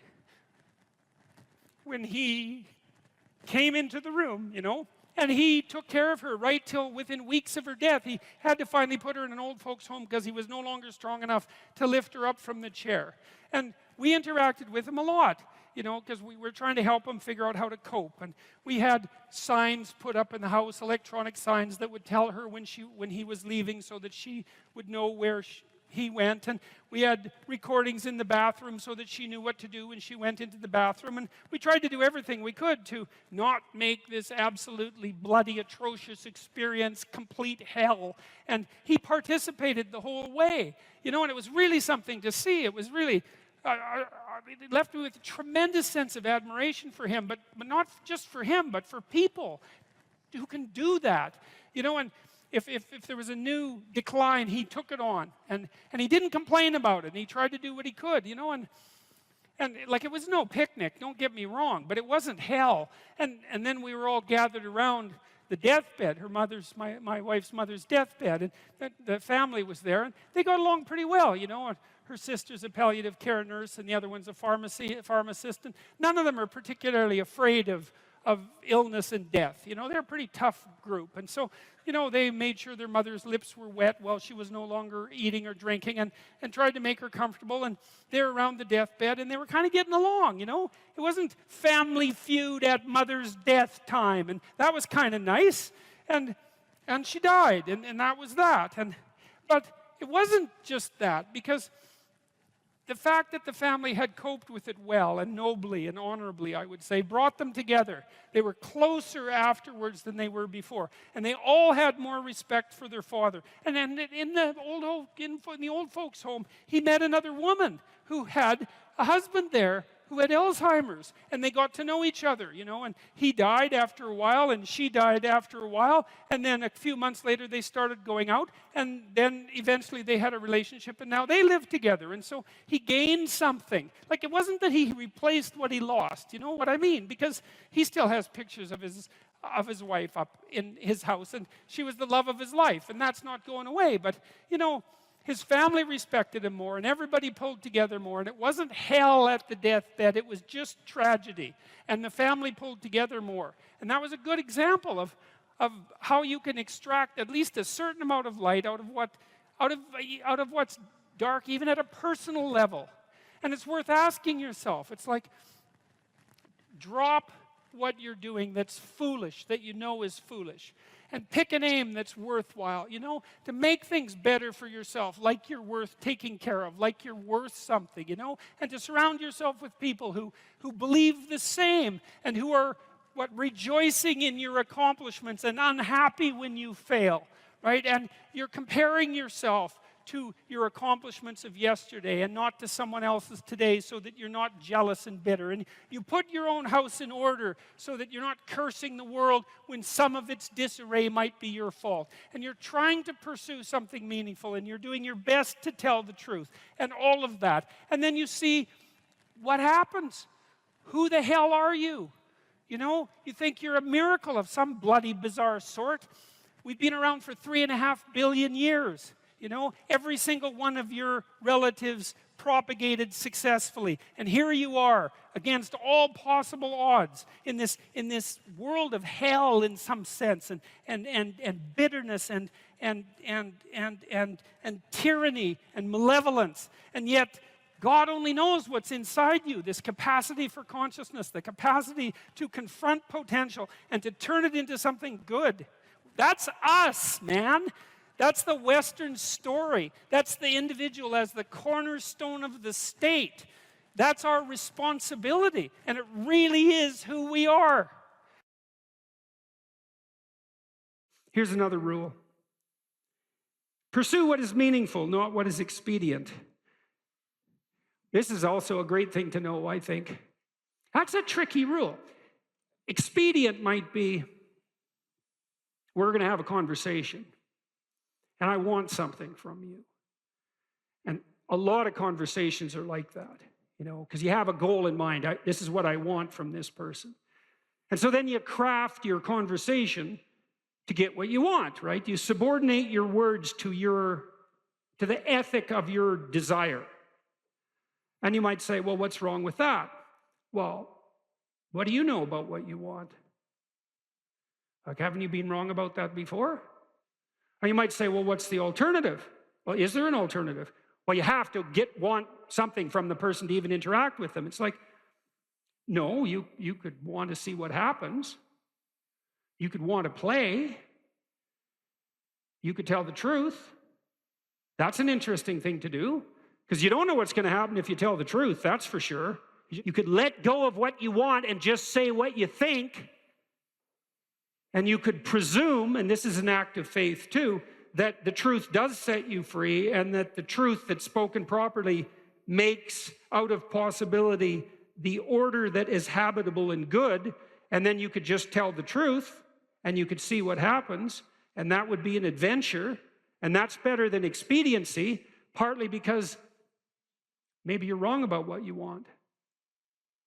And you know that because you're kind of narrow and maybe narrowly self-serving from time to time, and your purview of the world isn't as wide as it could be, and you're a bit bitter, so you tend to be that narrowly selfish because of that. And so you want something from a conversation, and you bend and twist it to get it. It's like, fine, but maybe you'll get something you don't want. Or worse, you'll get something that's positively bad for you. That happens a lot. And so part of the reason there's a deep moral injunction to tell the truth in a religious sense is because there's a hypothesis behind that, which is there isn't anything better that can happen to you than what will happen to you if you tell the truth. Now, that might be hidden from you, because sometimes if you tell the truth, and I don't mean to blurt everything out carelessly, like this is a sophisticated thing to do. It's not careless. It doesn't mean just say any old thing that pops into your head. You have to be judicious with the truth. But the notion would be, if something emerges as a consequence of engaging truthfully, and it doesn't seem to be going your way, wait. There's more to the story to unfold, because how do you know if it goes your way or not? Over what time span are you calculating this? Because sometimes things can go pretty badly initially and then much better as they progress. And lots of times the truth has that effect, because you reveal something that's maybe disturbing or shocking even to yourself and to others, and it causes waves, especially if it's a deep truth, and that destabilizes everything. It's like, yeah, but maybe that's preferable to a false peace. You can't find out if it's true without doing it. You're not going to gather the evidence beforehand. So that's the true side of it. Meaning, pursue what's meaningful instead of what's expedient. It's another hint, like the spirit of play, about the pathway. The yin and yang symbol, the famous symbol, it's two serpents, one black, one white, head to tail. Inside the black serpent, there's a white dot, and inside the white serpent, there's a black dot. And the representation is something like, the world of your experience is made up of chaos and order. And order is where you are when things are going according to what you want. And chaos is everything that can come in and disrupt that. And both of those can be positive and negative. Too much order, tyranny, right? Too much chaos, nihilistic uncertainty. Optimized balance. So let's think about what the optimized balance would mean. You have a structure of perception and conception that you inhabit. It's orderly, reasonably orderly. Orderly enough so that when you inhabit it, most of the time things are going the way you want them to go.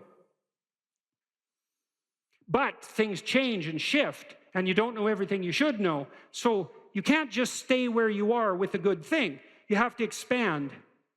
And as you expand, you move out of the domain of order into the domain of chaos, or out of the domain of actuality into the domain of possibility. And then you might think, well, how do you know when you're doing that optimally? Well, one marker, as I said before, maybe that you do it in a spirit of play. But another is, and this is so much worth knowing, things get meaningful. You know, people ask, does life have any meaning? It's like, why is anything worth doing if in 4 billion years the sun is going to envelop the earth? And the answer to that question is, that's a stupid question. And I can prove that in some sense. It's like, you're a mother and your baby's crying, and so you're going over there to do something about it.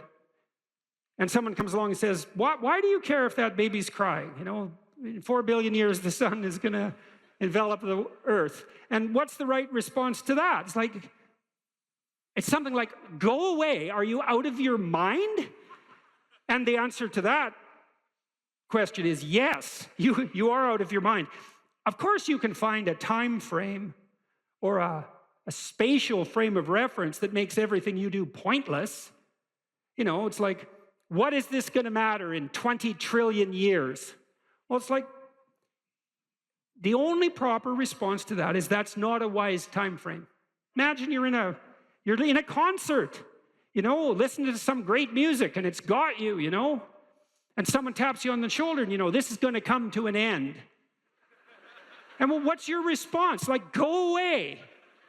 And that's the right response to that voice in your head that does those things to you, which says, you know, you're engaged in something, and a nihilistic thought comes out, well, what's the point of this, given, you know, how unbearable the world is in the current political situation, and the fact that we're inhabiting some ball of dust on the edge of some fringe part of the cosmos, and that everything's dead and material. It's like, get thee behind me, Satan, right? Really.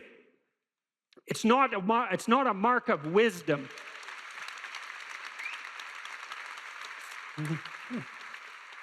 It's not a mark of wisdom to let nihilistic, demonic voices steal your joie de vivre. That is not a mark of wisdom. And you might object, well, at least it's not naive. It's like, yeah, cynicism might be preferable to naivety, but it doesn't hold a candle to wisdom. And that's worth knowing too. Because once you've been hurt and you're cynical, there's no going back to naive. But there's no point in staying at cynical. And there are degrees of courage way beyond cynicism. And some of that is the regaining of the faith you had as a child despite your current level of wisdom. And that's something to strive for, right? That's a moral attainment. That's not a burying your head back in the sand. Quite the contrary. And so, well, back to the yin and yang symbol. Imagine you have an instinct that orients you. Well, you do. As a matter of fact, there's a reflex that's replicated at multiple levels of your nervous system, and it's ancient. If you have a nervous system as an animal, you have this reflex. And the reflex is something like surprise. You know, if I walk across the stage and I hear a loud noise behind me, I might go like this. And that would be automatic because I'm gripped by unconscious systems. And what's happening is some chaos has emerged, and it stops me in my tracks because something unexpected happened. My current plan is incomplete. And then I'll turn and orient towards the place of the disturbance.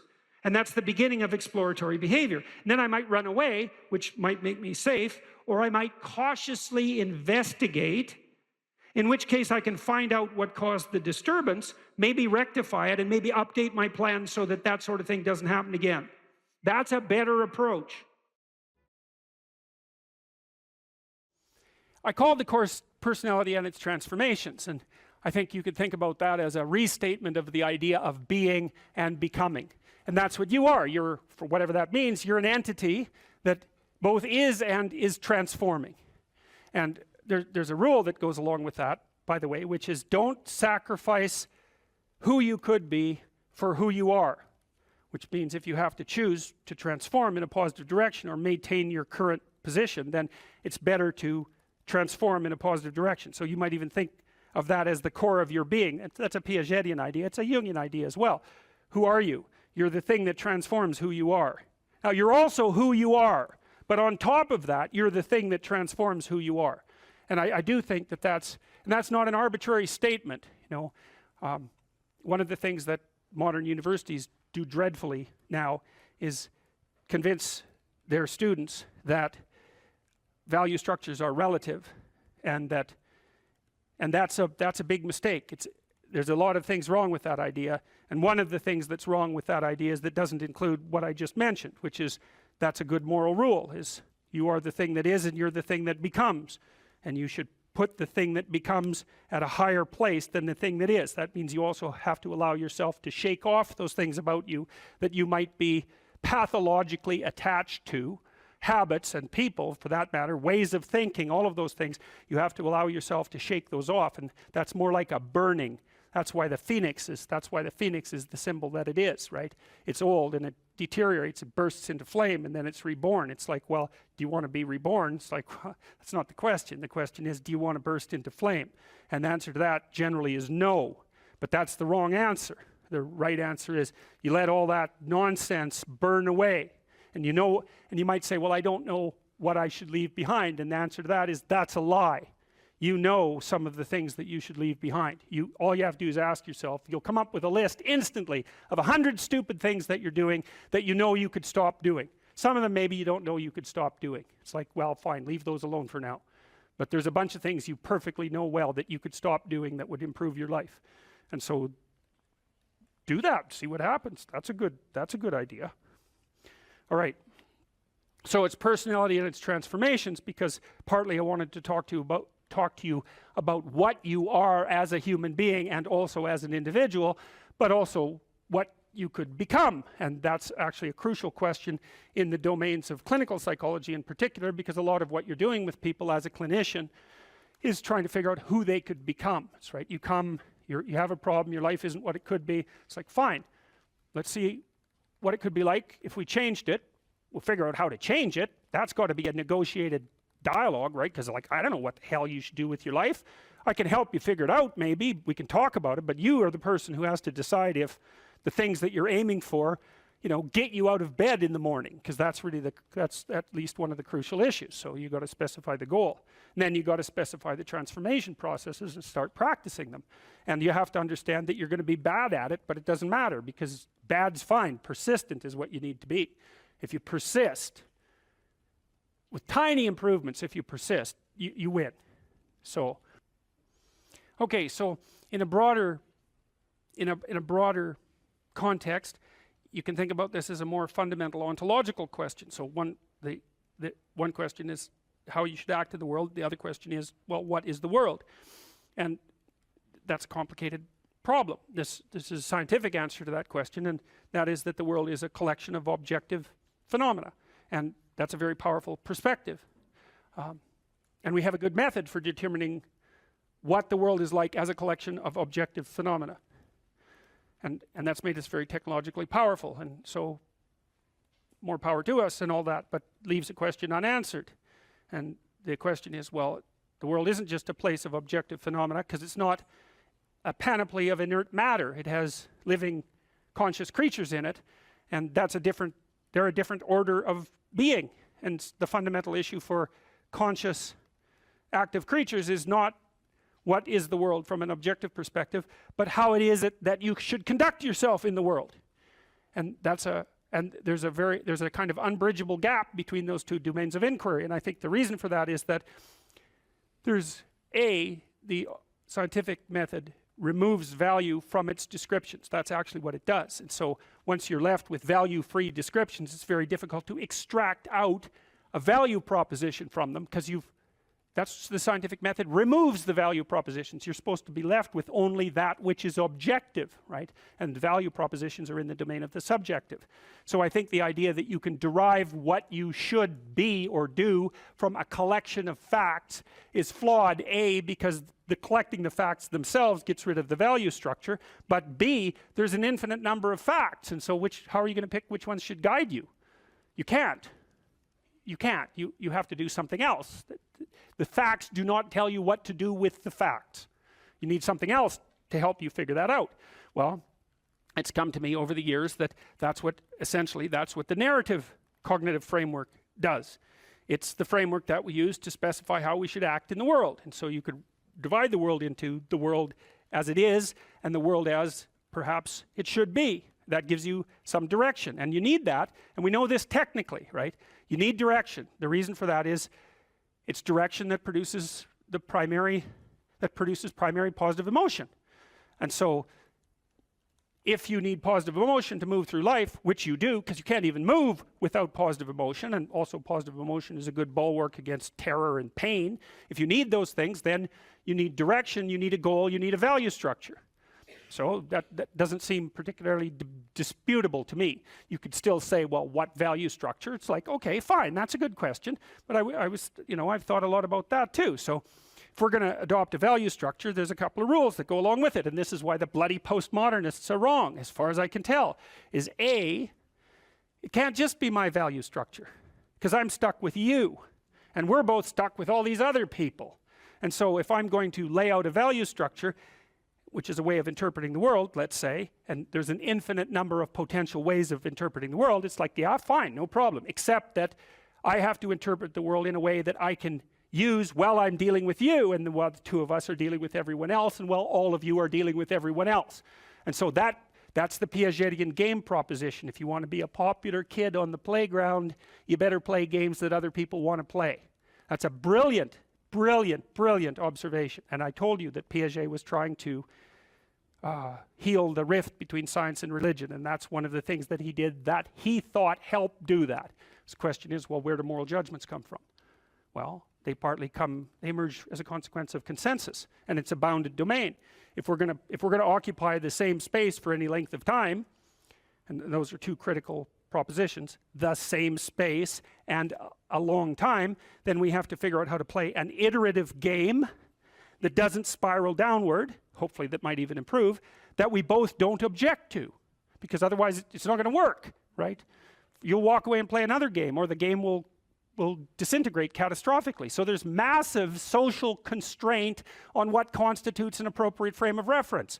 So much for the relativist argument. And then there's another issue that's equally relevant, and it's associated with the idea of objective reality to some degree. But that's not exactly correct, because it's not exactly objective reality. Let's say that you and I decide to occupy the same place for some substantial amount of time, and we figured out how to solve the problem of being together. But you and I still have to figure out how to solve the problem of being together in a manner that doesn't make the world object too much. And it isn't just other people, although that's a huge part of the world. You want them to not object. You may even want them to support you. That would even be better. But you also have to deal with the tendency of matter to object. Because so your mode of being in the world, your interpretive framework, as a description of how you should act, is actually the laying out of a strategy that will produce the ends that it predicts, which are the things that you want. So this is the pragmatist perspective. This was worked out by William James and his people back in the late 1800s in New England, the only genuine brand of American philosophy. And what the pragmatist said is, how do you decide if something's true? The answer is, how the hell can you? You don't know anything. Well, that's true, but that isn't helpful, because there you're stuck with the problem of how to be in the world. Well, so what you do is you lay out a mode of interpretation that has an endpoint. And then you run the mode of interpretation, embodied, right, because you act it out. And if it doesn't produce the outcome, then it's not, well, let's say, true. The claims within it they're not true by the definition of the game itself. So you might say, well, you're a kid on a playground. You want to play a game. One of the implicit demands is that the game is fun. If it's not fun, it's not worth playing. So you play it for a while, and then you see, well, was that fun? If the answer is yes, then you keep playing the game. You say, well, that game it's good enough, it's accurate enough, it's true enough. And so you lay out interpretations in the world, and they're subject to massive constraints. Other people have to go along with them and cooperate with you, because if they don't, then look the hell out, like it's a major, serious, non-trivial constraint. And then the other thing is, well, social proof isn't good enough. It also has to work in the world outside of the social world. You know, so if you have an illness and you have some hypothesis about how to construe it, you might say, well, is my understanding of the illness correct? Well, it implies that I take these actions. Well, how do you know if it's correct? Well, you take the actions, and if the illness gets worse, then by the definitions that are implicit in the framework of reference that you're using, you've made an error. And so there's no relativism in that. You could still say, well, there's a lot of potential solutions to any potential set of problems. It's like, yeah, there's lots of different ways to play chess on a single board. Right, but that doesn't mean that any old solution is as good as any other solution. It doesn't mean that at all. So, okay, so then we're looking at things two ways. We're trying to figure out, well, how does the world present itself, and then how is it that you should act in it? And so, well, there's other constraints on the mechanisms of interpretation that you place in the world. So we could say, well, you're constrained in your interpretations by the constraints that other people place on you. But there's internal constraints as well. We talked about those mostly from a biological perspective, because you could also regard yourself in some sense as a loose internal society. And that's sort of a psychoanalytic dictum, right? You're a collection of sub-personalities, or you could say you're a collection of sub-routines. I don't care how you formulate it, but you're a unity, but you're a unity that brings together a plurality of subcomponents. And part of the constraints on how it is that you lay out your interpretation of the world is that you have to satisfy those internal subsystems, right? So you're the ego, but it's more like you're the captain of a ship full of people who are rowing. You got to keep the people rowing. You're not tyrant. You're not omnipotent tyrant of your own destiny. You're constrained by the nature of your own being. And so you have to provide yourself with food, and you have to provide yourself with shelter, and you have to provide yourself with water, and all of these things. And those are demands that are laid on you by the nature of your internal processes. And of course, how they lay themselves out as demands and what the appropriate solutions to that is, to those problems are, is debatable infinitely. But you can see the constraints stack up.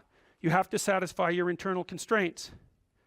So they have to be brought into a unity. That seems to happen, at least in part, but between the ages of 2 and something like between the ages of birth and 4 years old, maybe even 2 years old. You bring yourself together into something that's sort of functioning as a unity.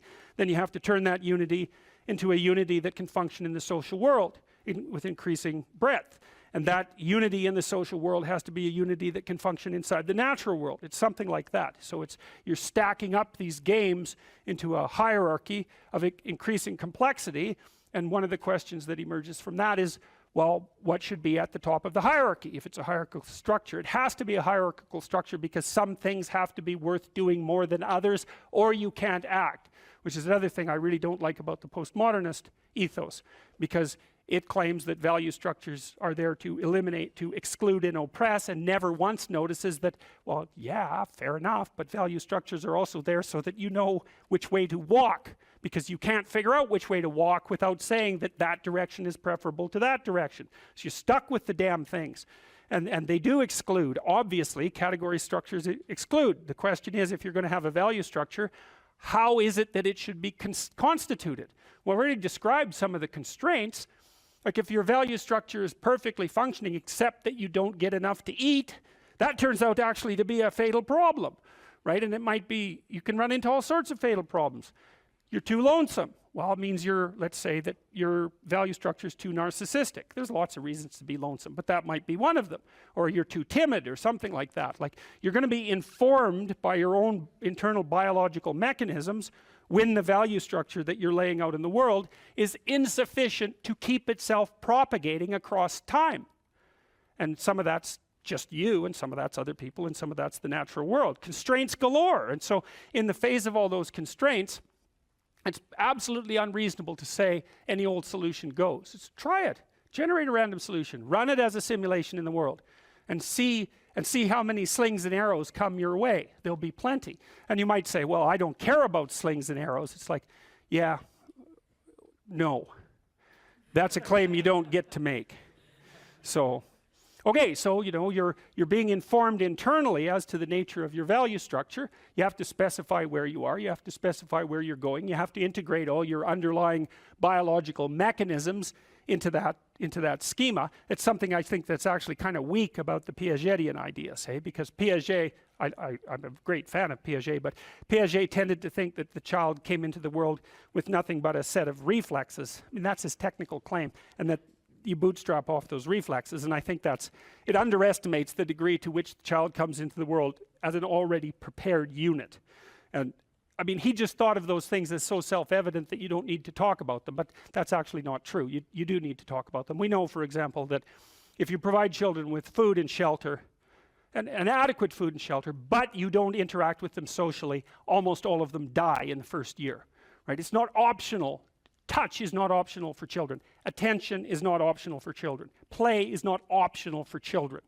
So it isn't just like, well, the child comes into the world with a set of reflexes and can adapt to any old environment. It's like, no, the environment has to be structured in a certain way, or the child will die. And it's very interesting when it comes to things like play and touch, because you wouldn't think of those as fundamental necessities, right? But it turns out that they are.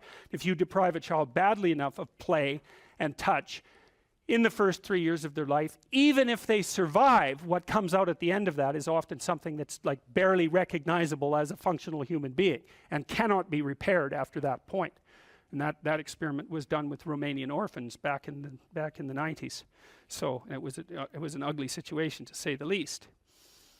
Okay, so now you take these underlying biological systems and maybe they aggregate themselves into something that vaguely looks like your temperament, your 5 temperamental dimensions. So maybe if you're an extrovert, you're dominated by the dopaminergic system, just like you are if you're high in openness.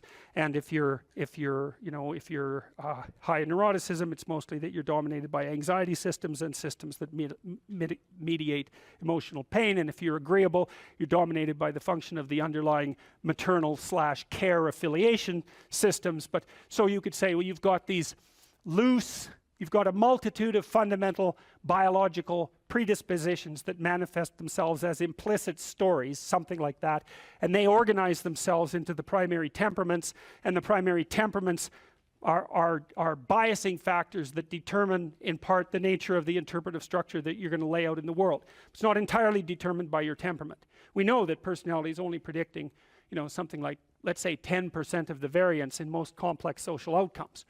And the other elements are, well, temperamental as you might be, you still have to get along with other people and the world. So you come in with these internal biases, but they still have to be modified extensively by your social and your natural surround. Okay, and then you develop your routines from the bottom up, as Piaget pointed out, and sometimes from the top down, because now and then you can think yourself into a radical transformation. But mostly what you're doing is building the micro units of your interpretive schemas and your behaviors and aggregating them into higher order structures that you can then tag with higher order abstractions. And we talked about that. You can't tell a 3-year-old to clean up his room. And the reason for that is those are empty boxes as far as the kid's concerned. Clean? He might have room, he might have that. Clean he doesn't have. He might have pick up the teddy bear and put it in that space, right? So that's one of these little micro routines. And maybe you say, you put 20 of those micro routines together and now you can say, clean up your room. And basically what you're saying is, implement the 10 micro routines that you've learned. And so a well-functioning personality has all the micro routines in place. That's actually something that you help people with if you're a behavioral therapist, because one of the things you assume if you're a behavioral therapist is that sometimes the reason people aren't doing things is because they don't know how. Sometimes maybe the person's depressed but potentially high functioning. They got all the damn micro routines. They're well socialized. They're just dormant. You got to get them awake again and implementing them. But sometimes you get someone in your practice, say, who's just been neglected like you cannot believe, right? The parents never paid any attention to them, or maybe just punished them every time they did something good. That's really fun. And then, they didn't make friends, and so they're really, really vague and poorly articulated. And so then what you do is you work at the bottom of the micro routines and get them to practice building up all these little attributes that they didn't build up. And one of the things you can think about in terms of character development is, so now maybe you understand something about your own personality. You might say, well, what could you do to improve your personality? And the answer is, develop some of the micro routines on the other side of the personality distribution. So if you're disagreeable as hell, maybe you could start learning how to do nice things for people. And that actually works, by the way. So if you take disagreeable people who are depressed and you get them doing nice things for other people, their depression tends to lift. But then by the same token, if you're agreeable, then you should practice doing some things for yourself and being more tough-minded in your negotiations. And so you can sort of place yourself on the personality trait distribution. You know, you're extroverted. It's like, okay, man, learn to spend some time with yourself, right? You're low in openness. Well, try reading a book that's outside of your, you know, your sphere of interest now and then. If you're conscientious, well, you should probably learn how to relax occasionally, and so forth. So you can, I think partly what you're doing as you're developing your personality is not moving the mean much, the average, where, you know, where you're located, but you're extending the standard deviation so that you're a bigger bag of tricks than you were before.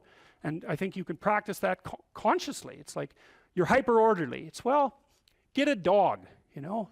Dogs are messy, horrible things, you know. It's just what you need if you're hyper orderly, because they're going to leave hair everywhere and force you to live with it. It's funny that philosopher Kierkegaard, you don't usually hear a joke that starts like that, by the way. He wrote 150 years ago, and he was one of the first people who really wrote about anxiety. He was one of the first psychological philosophers. And he regarded himself as rather useless, all things considered. And he wrote a section in one of his books about all the industrialists that were operating in Europe at that time, trying in every possible way to make life easier and more efficient and productive for everyone, which was definitely happening during the Victorian period, and Europe was rapidly transforming into an industrial powerhouse. And he said, someone as useless as him, with an orientation towards being a student who liked to sit and contemplate ideas and talk in cafes and smoke cigars and drink, could never do anything to make anything easier for anyone than everyone was already trying to make it. And so he thought that his task would be to make things more difficult for people, because there would come a time when what people wanted wasn't more ease, but more challenge and more difficulty. And that's really smart, you know, and it's witty and it's true. And one of the things that I've come to understand, I believe, is that, and Dostoevsky knew this too. He wrote about this in Notes from Underground. It's a great book, very short book, brilliant, absolutely brilliant, compelling, dark read. It's the confession of a miserable, resentful, like murderously genocidal bureaucrat who evaluates his own soul, I suppose, and confesses his sins. And it's also a critique of the idea of kind of utopia oriented towards security. And Dostoevsky, who was dealing with the set of ideas that are really tearing us apart culturally right now, this idea of a eventual utopia based on something like security and safety. Dostoevsky really objected to that back in, this is like 1860, a long time ago. He said, you know, the thing about people that you don't really understand is that, he said, fundamentally we're ungrateful and we can curse. That's what distinguished us from the animals, which I thought is pretty damn comical. But he said something very interesting, you know. He said, if you set up a utopia so that all people had to do was eat cakes and busy themselves with the continuation of the species, that, yeah, right, Russian humor, you know, that after a surfeit of that, after enough of that, which would happen quite quickly, people would just go mad just to break things, just so something unexpected and remarkable could happen, and that we're not built for security and safety, but for something, well, let's call it adventure, something like adventure. That's a good thing to know, you know, because you don't want to suffer unduly. That seems reasonable. And you might think, because of that, that really what you want is happiness. But then Solzhenitsyn, for example, he wrote about what happened in the Gulag Archipelago under Stalin and said, you know, if your goal is happiness, what are you going to do when the jackboots hammer down your door at 2 in the morning and haul you off to the prison camp, because you're not going to be happy there. And so, you know, happiness is a boat that's easily capsized and the waves are always there. And so if your philosophy is one of, say, impulsive happiness, same sort of thing Dostoevsky was pointing at, and Kierkegaard, then you're not prepared when all hell breaks loose. And all hell, it will absolutely 100% break through at some point in your life, and you're lucky if it won't be decades. You know, it'll certainly be some of it, and it might be a lot of it, and for some of you it's going to be damn near the whole thing. And so if what floats your boat is happiness, you're going to be capsized by the first decent wave. And so then you might ask yourself, you know, what do you have instead of happiness that might be even more reliable? And I do think that adventure is more reliable than happiness. And in the Old Testament story of Abraham, founder of the Abrahamic faiths, and obviously what would you call it, a crucial figure in the development of world culture, Abraham is presented as a late bloomer, to say the least. He's like 83. People lived longer back then, at least so the story goes. And he had a very rich father by nomadic standards, and he could just sit around in the tent all day, and you know, a doting mother and a rich father, he could just sit around in the tent all day and eat peeled grapes and busy himself with the continuation of the species. And but you know, God appears to him and says, get away, get out of your security, get out of your comfort, leave your family, leave your community, leave your nation, go out into the world. And it's very interesting. It's a very interesting story. It's very interesting to contemplate it from both a psychological and a religious perspective, because what God is presented as in that book, which is a crucial book for as I said, for world culture, is God is presented as the manifestation of the Spirit that calls even the too secure and pampered to adventure. And then Abraham has a pretty rough time when he goes out and has his adventure. It's not all, you know, Skittles and roses from then on in.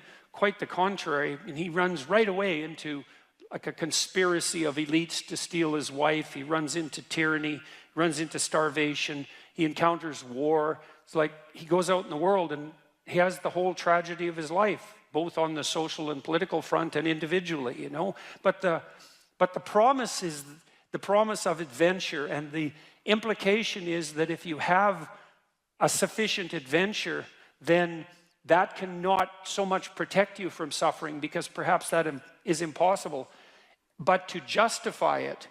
And because you kind of know this in your own life. When you look at your life, you might look back on travails that you've undertaken, you know, and they've done end-of-life surveys with people and asked them what they regret. And, you know, people don't regret what they did that didn't work.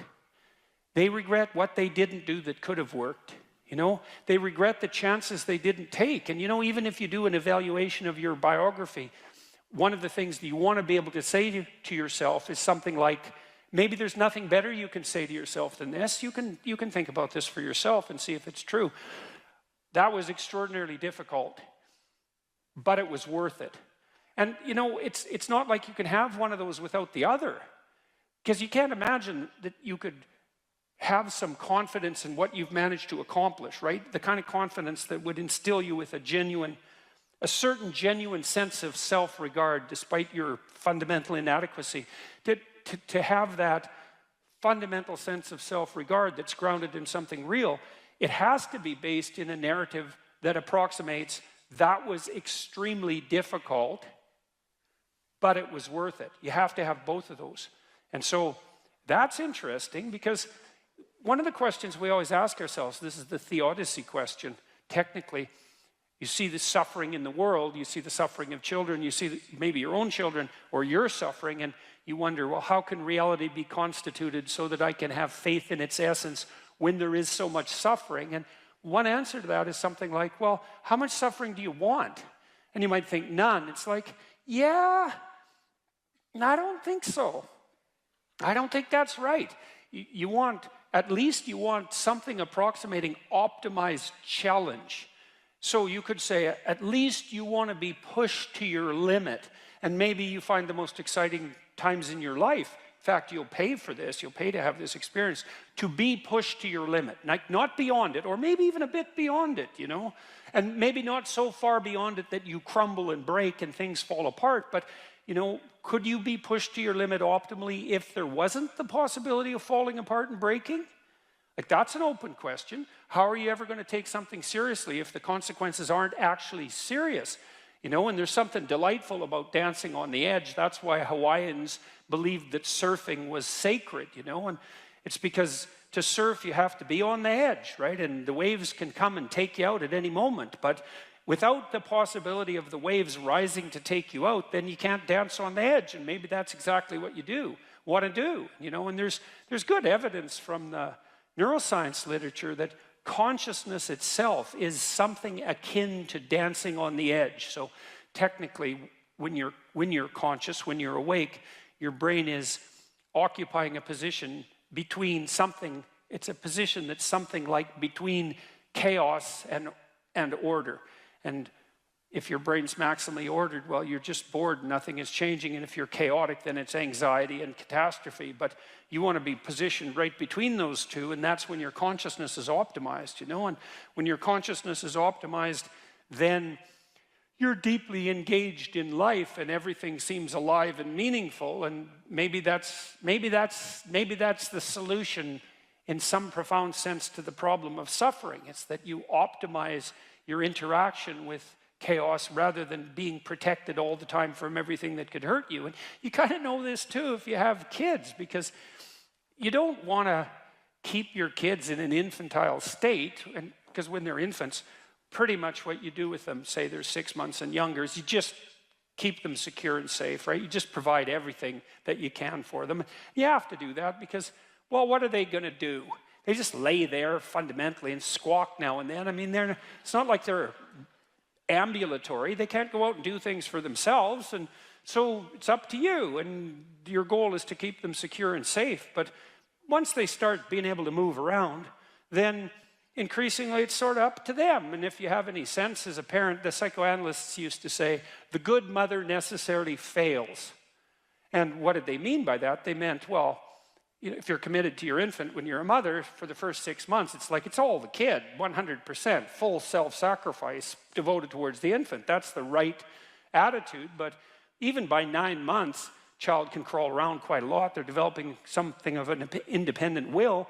You start handing them challenges. You start handing them responsibility, and you keep them on the edge. And some of your kids are going to be able to be pushed harder than others, and part of the reason you have to develop a relationship with your kids, and your husband for that matter, is so that, you know, you can keep them dancing on the edge, on the proper edge. And that's even better than the mere provision of security.